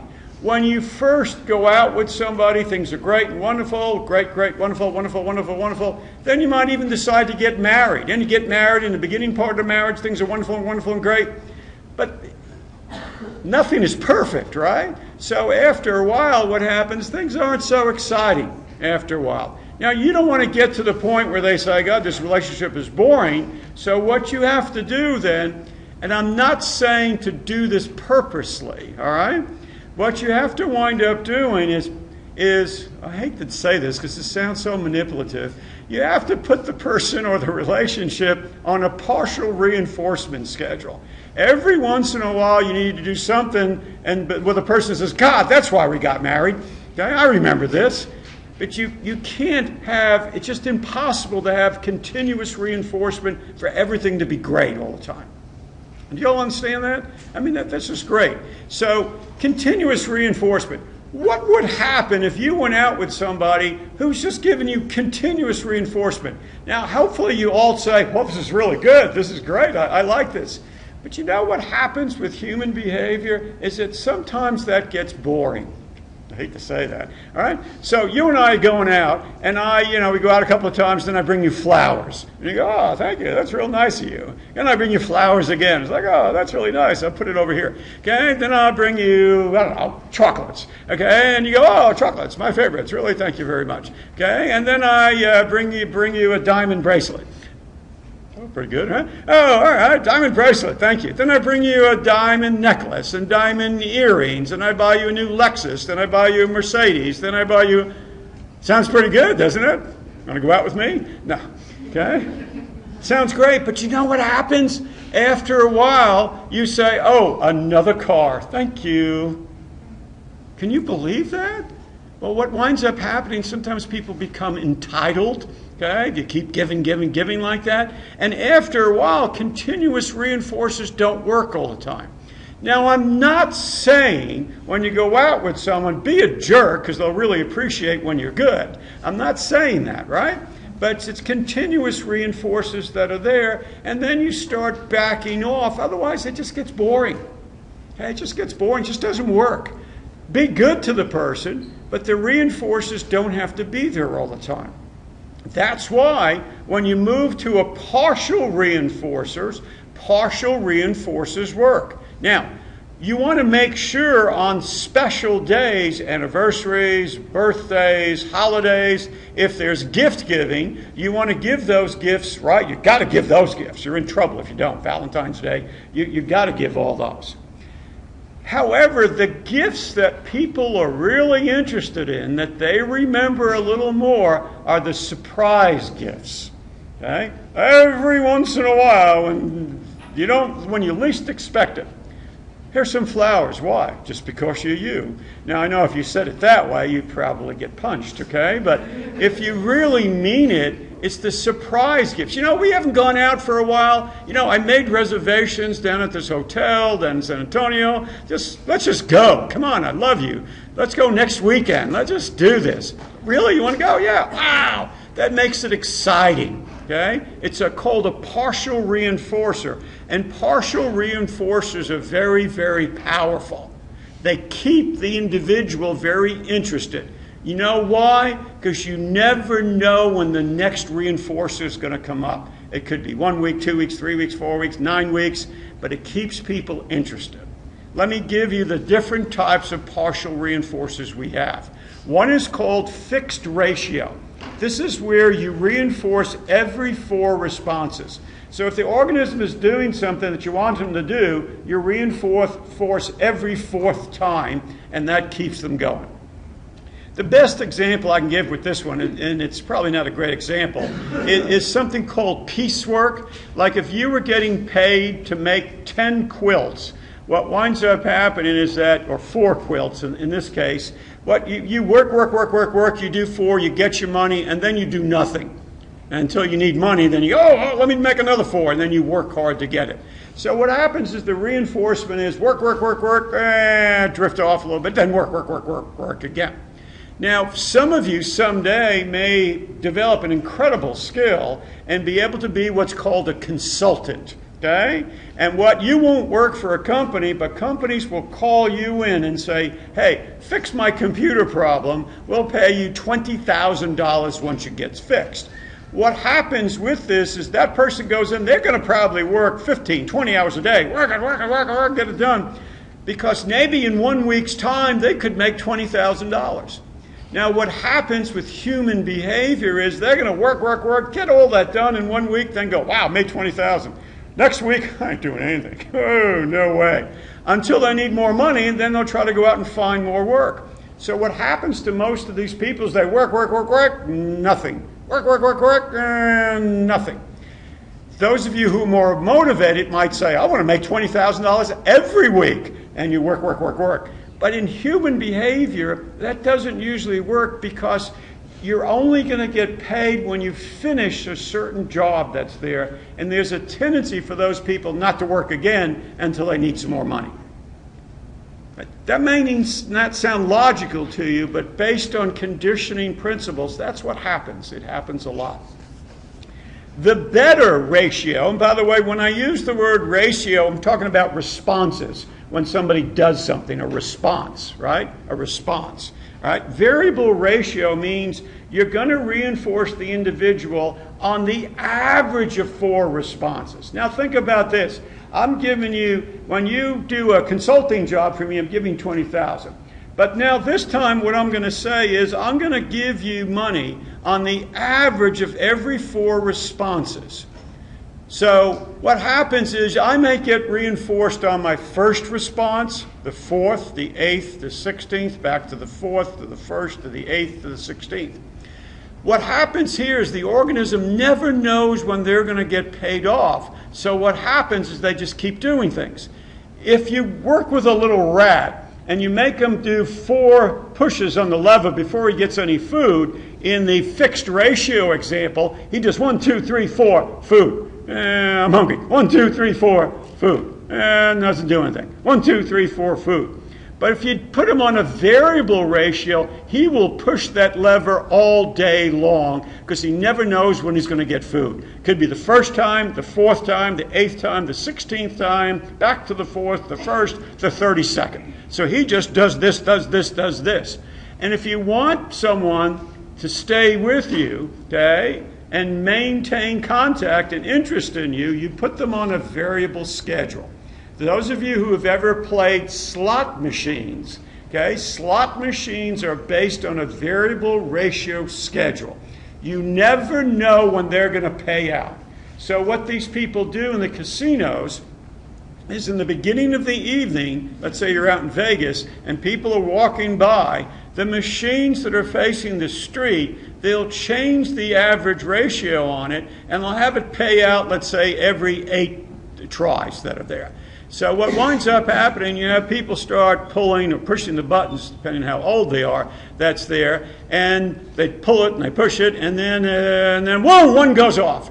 And when you're in Vegas and when the machine goes off, there's incredible feedback, right? There's money that's either coming out or is being recorded digitally.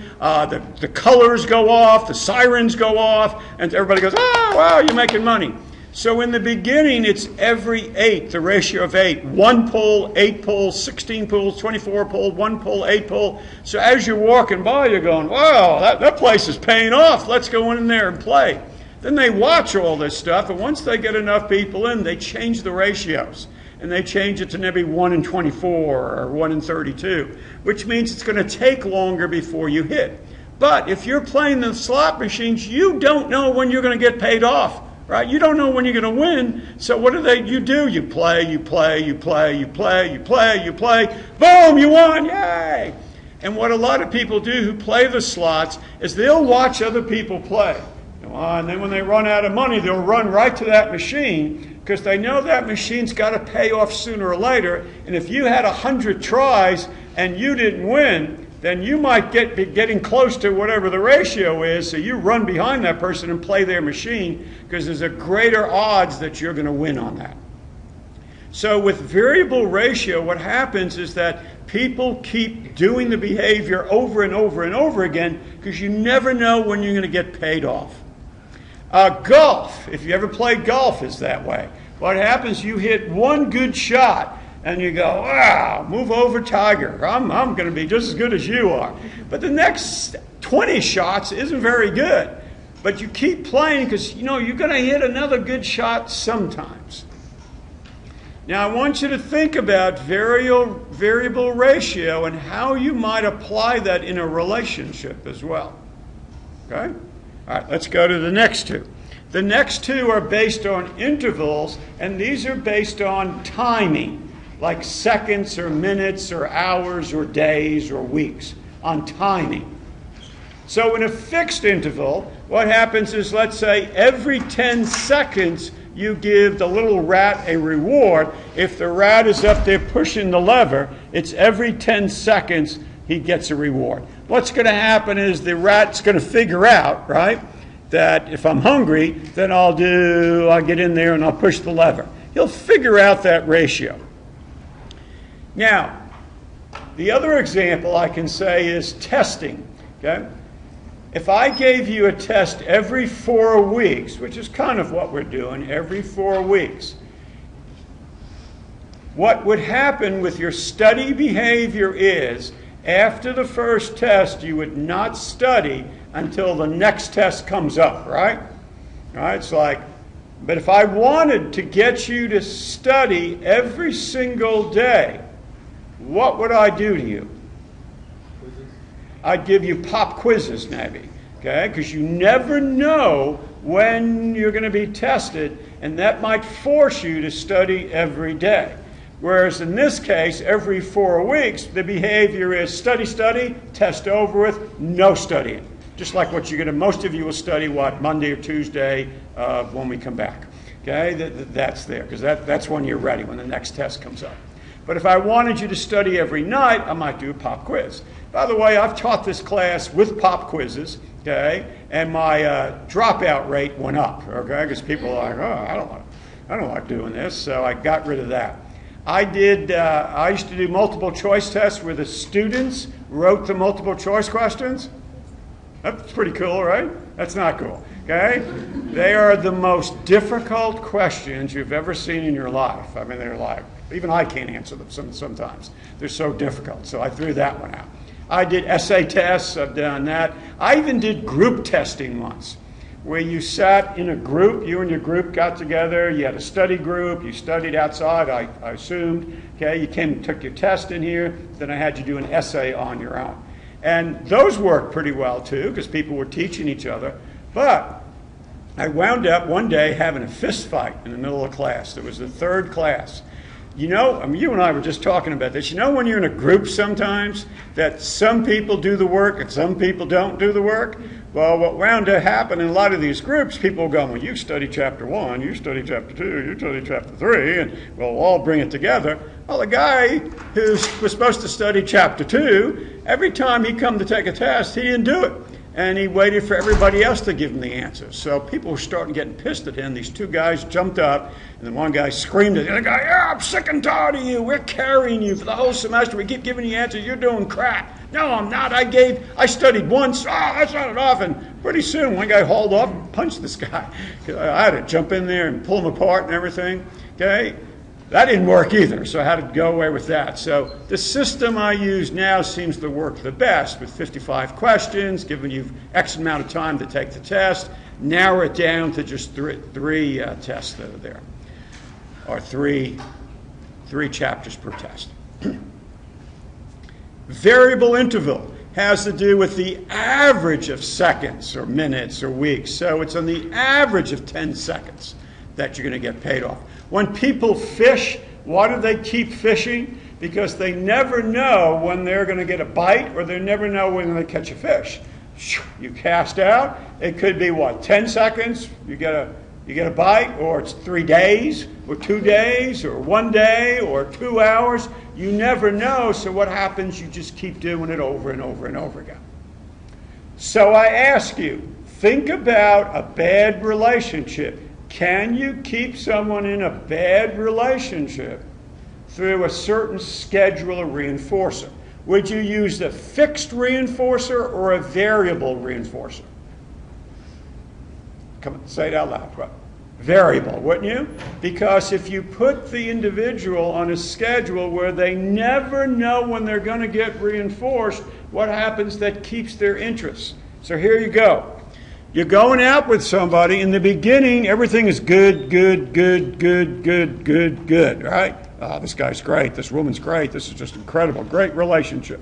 Then, like in any relationships, it starts pulling back. Things aren't so interesting anymore. And then all of a sudden, it's great. Wow, well, this really was good. Oh, we went out again. This is incredible. This is why I married you. All right, this is good. Okay, it's not so great. No, it's good again.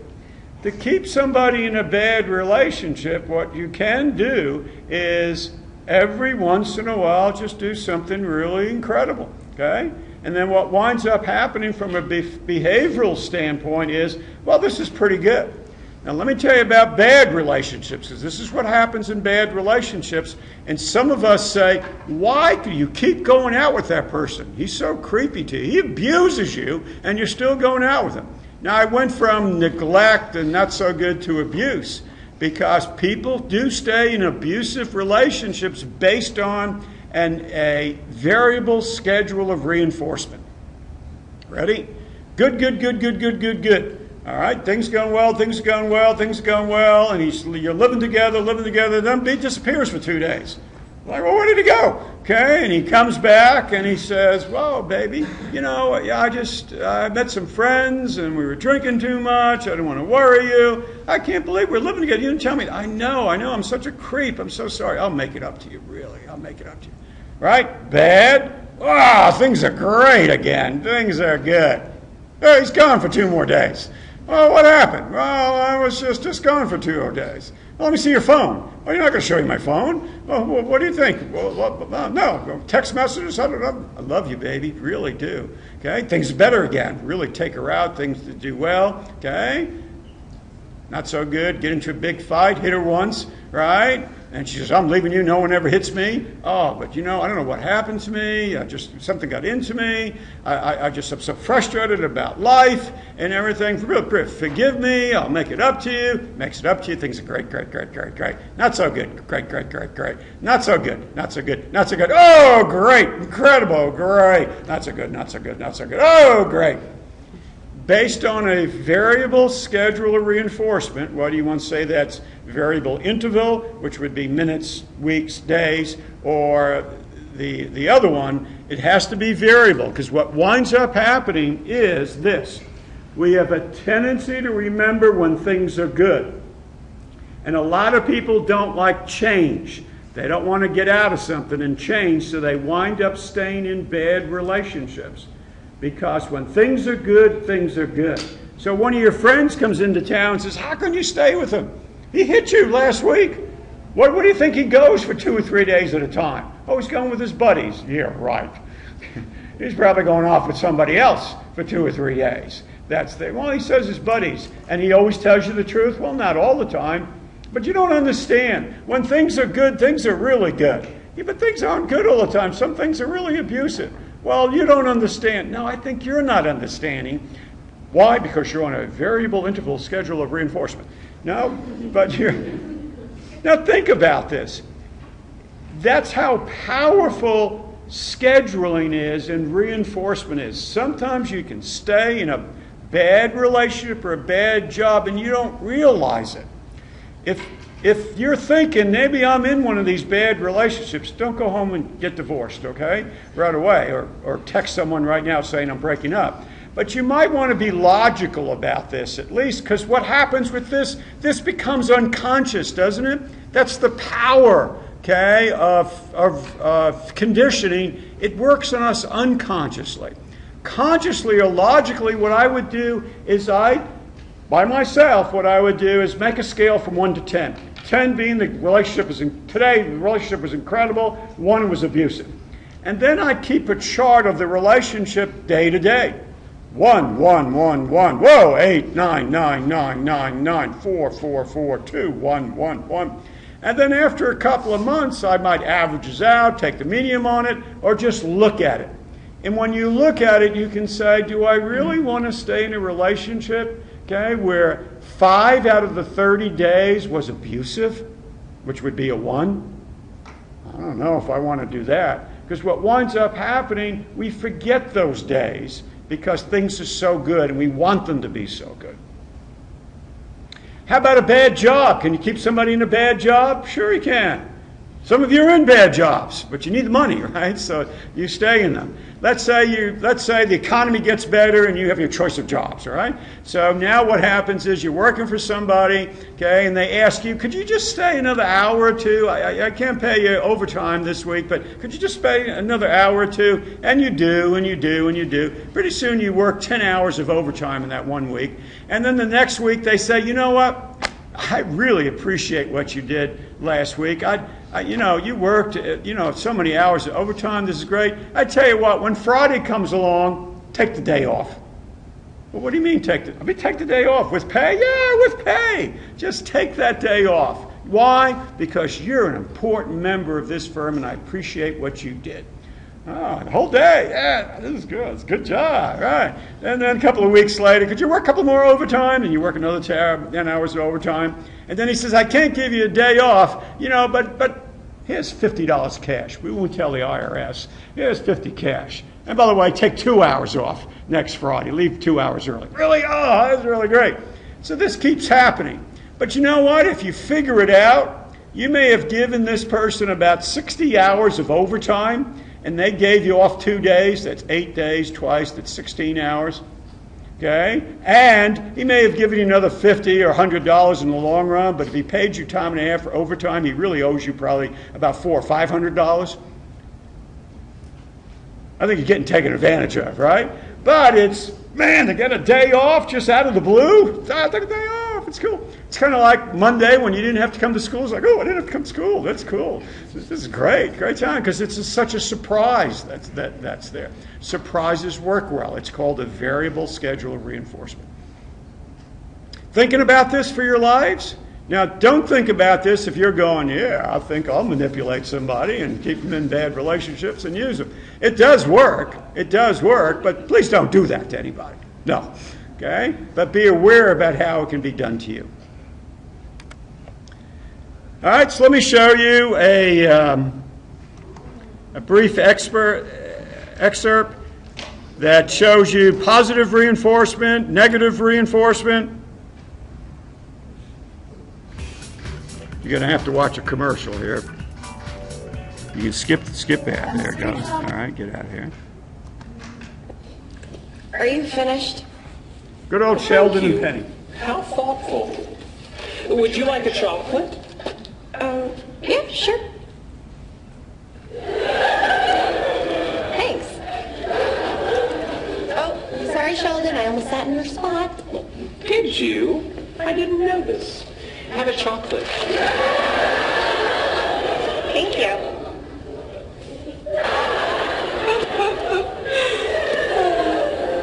You're here a lot now. Oh, am I talking too much? I'm sorry. Zip. Thank you. Chocolate? Yes, please.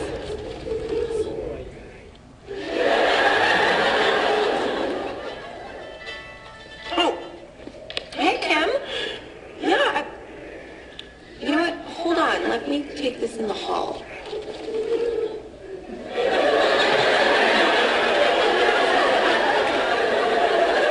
You'll never guess that I got to a place where Okay. I know what you're doing. Really? Yes. You're using chocolates as positive reinforcement for what you consider correct behavior. Very good. Chocolate?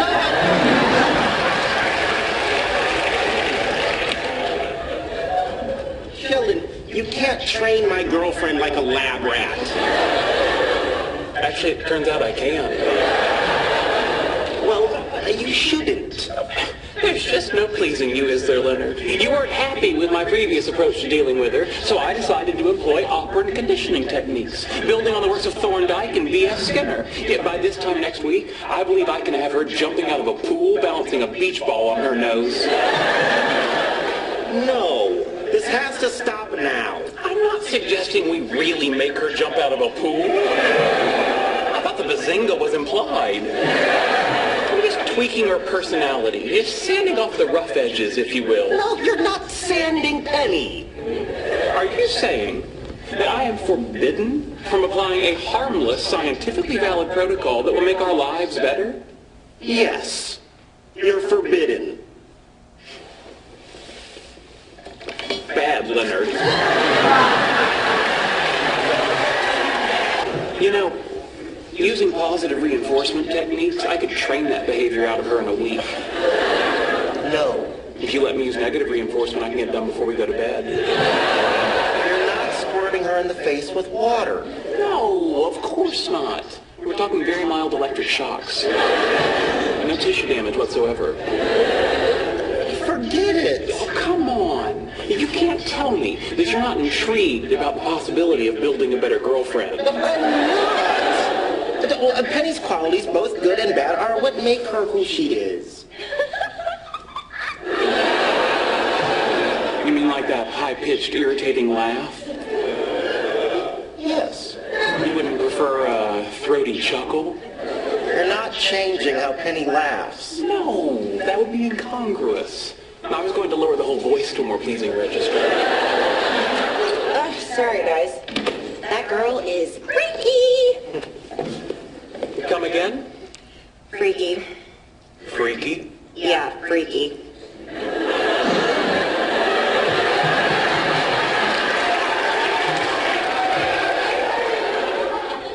Have a chocolate. Thank you. Well, I'm going to make some warm milk and then turn in. I trust if you two are planning on engaging in amorous activities, you'll keep the decibel level to a minimum. Of course. Thank you. So good. Unbelievable. So is it that easy? Could be. Now, there's always been a debate on should you use operant conditioning, because it is pretty powerful, and how ethical is it to use it? And can you do that? Now, I would hope as you watch this that you'd say, if you were Penny, you'd go, I know what you're doing. Okay, but a lot of people don't, okay, because it's never as blatant as that. I mean, that's pretty blatant what they were doing there, but it's very, very subtle about how you can get people to slowly and easily change some behaviors that are there. All right, so let's change gears a little bit. Ask you this question. This is not for a point or anything. It's just an opinion question. The relationship between children and television has grown very controversial, especially when tragedies such as the shooting in Columbine, Colorado, and the other shooting that went on in Colorado, in Connecticut, and throughout the U.S. What do you believe is the relationship between television and violence? Do you think watching violent television does not make you more violent? Do you think watching violent television might make you fractionally more violent? Do you think watching violent television makes you more prone to violence? Or do you think watching violent television will definitely make you more violent? Now, I can take the word out television, right? And I can just substitute the word media. Okay? And we can say video games, television, radio, YouTube, whatever you want to put in there. So, which one of these correlations do you think is correct? By the way, there is a correct answer, but again, I'm just going to, this is just for your opinion. All right, so now I got 82%. Well, that's true. That's correct. Watching violent television makes you more prone to violence. It doesn't cause it, but it makes you more prone to it. So the next thing we want to do is we want to talk about role modeling, and then let me answer this question. Conditioning is powerful, as we just talked about. Positive reinforcement, punishment, negative reinforcement, very powerful in trying to get to influence people's behaviors. Role models are also very, very important and powerful. Modeling, do as I do, not as I say. All right, I switched that around. Right? Many people say, do as I say, not as I do. Okay? But what winds up happening, children are going to do what they see. When you become a parent, some of what your parents did, you will do. And you may not even like that. Okay? You go, I don't want to, I'm not going to be like my parent. Well, you might be, because you've seen this happen 12, 14, 16, 18 years of your life. My grandmother, okay, when I was little, every time she would see us, she'd come and grab my cheeks and say, oh, Stefano, you love you, you're my little bambino, okay, and grab my cheeks like this, like, oh. You know, you're 10 years old and she's doing that. You're 14 and she's still doing it. So after a while, I was kind of like, God, I don't want to go over and see Grandma. She keeps grabbing my cheeks. Oh, that's just the way she loves you. She tells you she loves you that way. Okay. And you do it. Well, when my brother had his child, he had children before I did, the first thing I did when I saw his little baby, I go, oh, he's so cute. And went to grab his little cheek, and I had to grab my arm and put it down because it was kind of wired into my brain. Okay? You do what you see, not what you're told.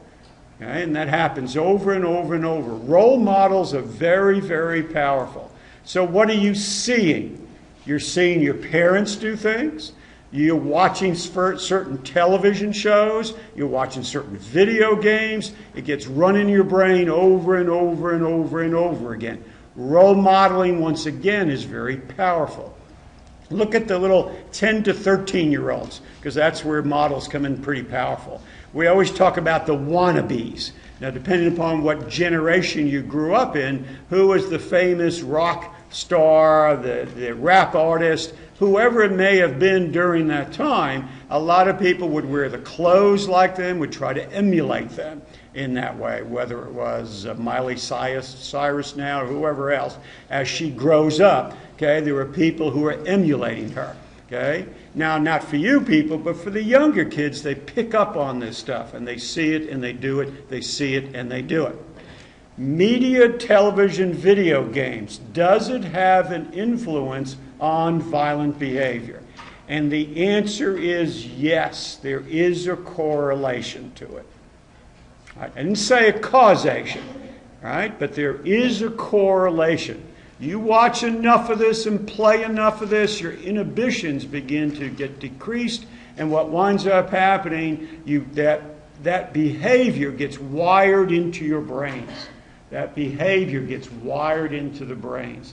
U.S. military uses video games as well, okay, because they're trying to train somebody. What would you do if, what would you do, what would you do when, what would you do when? And they're training people with this, so you don't think about it, you just do it. You don't think about it, you just do it. It's a behavioral training that goes on there. Now, I hope you're sitting there and you're saying, well, I play violent video games. I love watching movies where blow them up, shoot them up type of things, but I'm not a violent person. Well, the answer is probably yes. But my statement was there's a correlation between the two. All right? The correlation. Now, let me tell you there are two studies that were done. One study was called the Bandura study, B-A-N-D-U-R-A, Bandura, the Bandura studies. And this person has been doing these studies since the early 60s. And what he would do is that he'd have children watch two different programs. All right, two different programs. I'm trying to think, what were some television programs you watched when you were growing up? Barney? Okay. Barney was pretty quiet. Did you watch Mr. Rogers' Neighborhood? Okay, well, Barney, Mr. Rogers' Neighborhood. Those were two kind of calm types of television programs, right? Mr. Rogers would, hello, boys and girls. Mr. Rogers, welcome to my neighborhood. You know, I want you all to know that you're all wonderful. I love you all. Yeah, that's kind of a laid back, he was a nice man, mellow type of show. What was a violent show you watched growing up? Ninja Turtles, was that your ages? Okay. Teenage Ninja Mutant Turtles, or whatever they were. Okay, you ever watch Roadrunner cartoons, where Roadrunner gets blown up all the time? Well, what Bandura did, he took the most popular programs, the mellow ones, and then the violent cartoons, and would show it to groups of children. Then he'd bring the children in to a big kind of area, and in the area they had what was called Bobo the Clown. And Bobo the Clown was about this big, was an inflated doll that when you pushed it, it went down and popped back up again, went down and popped back up again. So what he would do is that he'd have the kids watch the real mellow ones, the cartoons and the shows, bring them in, okay, and then he would frustrate the kids. Like the kid would go over, want to play over here with this toy, and he'd go, no, you can't take that. Don't you play with that toy. No, you can't play with that one either. I want to color. No, you can't play. You can't color either. You see the kid just getting upset. And then he'd back off and wanted to see what the child did. I want to play with him, which was Bobo. Yeah, you can play with him. Well, what would the child do? Well, the kids who watched the real mellow programs would go up to Bobo and go, knock him down a little bit. He'd come back up and he'd grab him and hug him, okay, and he'd knock him down and he'd walk away. The kids were watching, by the way, these were hours worth of these programs, would watch the violent programs. They'd frustrate them the same way, and they look at Bobo and go, bah! Just start smacking Bobo all over the place. That was just by a few hours of watching these programs. And Bandura has done these studies over and over for 40, 50-something years with different programs that are there. Now, you can't say, oh, that doesn't make you violent. No, it doesn't. But there may be some other variables that are there. There was another study called the Iran studies. It's E-R-O-N. And it's the name of the person who did it, the Iran Chicago Circle studies. And what they did with this, they did it in the city of Chicago and the outskirts of Chicago. And what Iran said is, I wonder if there are other variables. So what he did first is find out, he did a survey for children. What kind of programs do you watch? Television programs do you watch? And he divided the kids up to children who were watching violent programs and non-violent programs. Then he asked them where they lived. And then what he did is that he took a map of crimes in the Chicago area. And if the children grew up in a high crime neighborhood, particularly violent crime neighborhood, they were in another category. Then he went into the domestic abuse records to see if these children were coming from homes where there was some type of domestic abuse. Mother beating up father, father beating up mother, mother hitting the children, situations like that. So he had 3 variables that were going, 3 different variables. Then what he did, he followed these children through their life. Okay? He wanted to see what was going to happen with these children. The children who had positives on all 3 variables, so we would call them the A&D children. They had watched violent programs, and they lived in violent neighborhoods, and they were from violent homes. Those were the children who had high rates of juvenile delinquency and violent crimes themselves. And he would trace them through adolescence, through young adulthood, and so on throughout their lives. The children who had 2 out of 3 were a little less, 1 out of 3 was a little less as well. When you looked at all 3 of those variables, which variable, whether it be domestic abuse, crimes in the neighborhood, or watching television, had the highest correlation with juvenile delinquency and or violent crimes? Domestic abuse, was number 1. Crimes in the neighborhood was 2. And the bottom one was watching violent programs, But there still was a correlation that's there. So what we wind up seeing is that there's not one model, there's 3 models with these people. 1, watching the television. 2, the neighborhoods they grow up in. And 3, what winds up happening is the family as well. They get bombarded with this stuff. So now you take a look at crimes in the U.S., and we look at, yes, if you find that you have those 3 different models that are there, role models, crime rates do go up. What we also find, if you grew up and you had all three of those, how come you're not that way? Well, what we find is that there are other models that those people usually have, and these children are basically children who are resilient. Okay, we call them resilient children. What they had a church group that provided a different model for them. They had high school teachers or coaches that intervened that provided other models for them.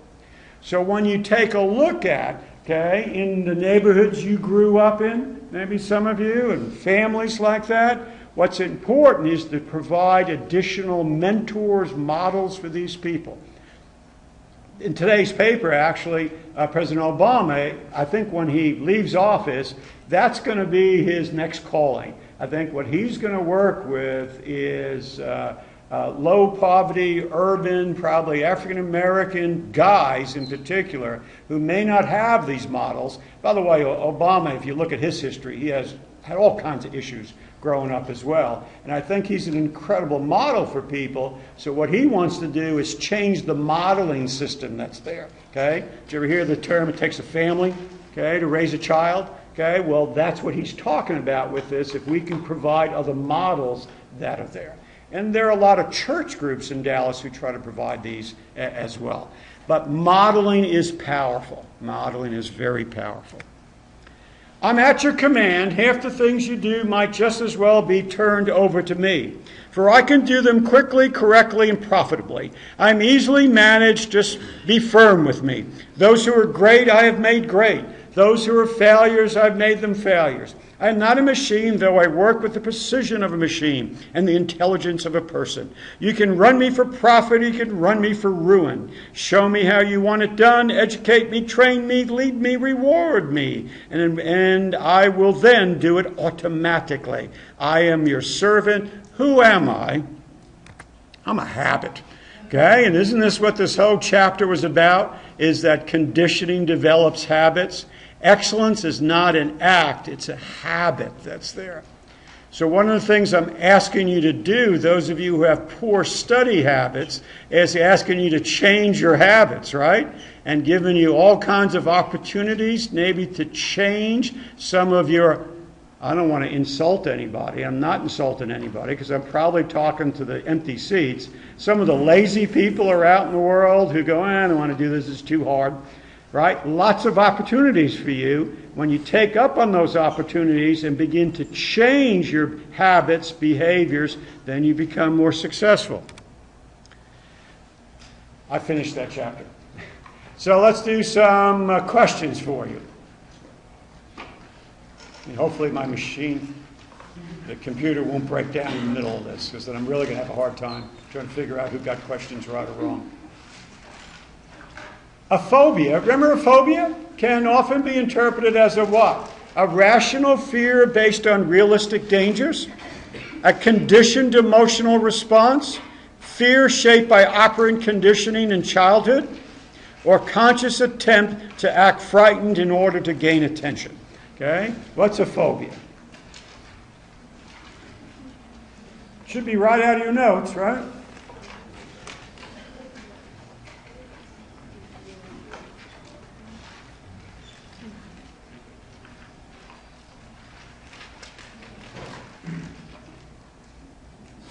While I'm on a roll here, spring break usually is the dividing line between who makes it, finishes the spring semester, and who doesn't. Hopefully none of you, okay, will disappear after spring break. Okay? There is a tendency sometimes when you come back from spring break, you're going to get a parking spot much closer. I don't know where people go. They go off on spring break and they never come back. So hopefully this doesn't happen to you. That spring break is also an opportunity to catch up on extra credit if you want. All right, we got this one? Everybody got the answer in? Is that it? 51? Going once, going twice? All right, so the correct answer is 2. Right. A conditioned emotional response. That's what a phobia is. The phobia is based on classical conditioning. Number 3, it says fear shaped by operant conditioning. No. Okay, a phobia is classical conditioning. Right? It's a conditioned emotional response. So in case that's on your test, write it down. I put some of these questions on the test. Some of you get them wrong. So I always thought that's kind of odd. I give you the answers here. All right, got it? When a mother praises her child for behaving properly in the grocery store, she is what? Being permissive, acting out of fear that her child will become disruptive, using response contingent reinforcement, or teaching the child nothing. Now, even if you don't know what the exact answer is and you can't figure out some of the vocabulary that's there, I think you can figure out this answer. A mother praises her child for behaving properly in the grocery store. Oh, you did such a good job today at the grocery store. I love you so much. That's so great. Here's a piece of chocolate. No.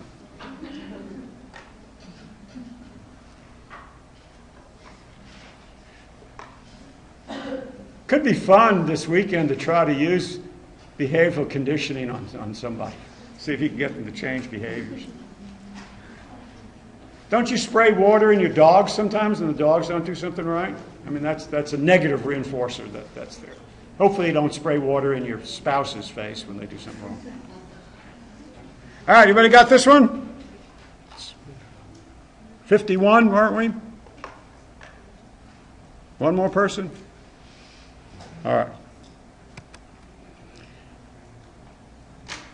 All right, so the correct answer is, right, using response contingent reinforcement. So, right, the reinforcement was contingent upon what the response was for the child.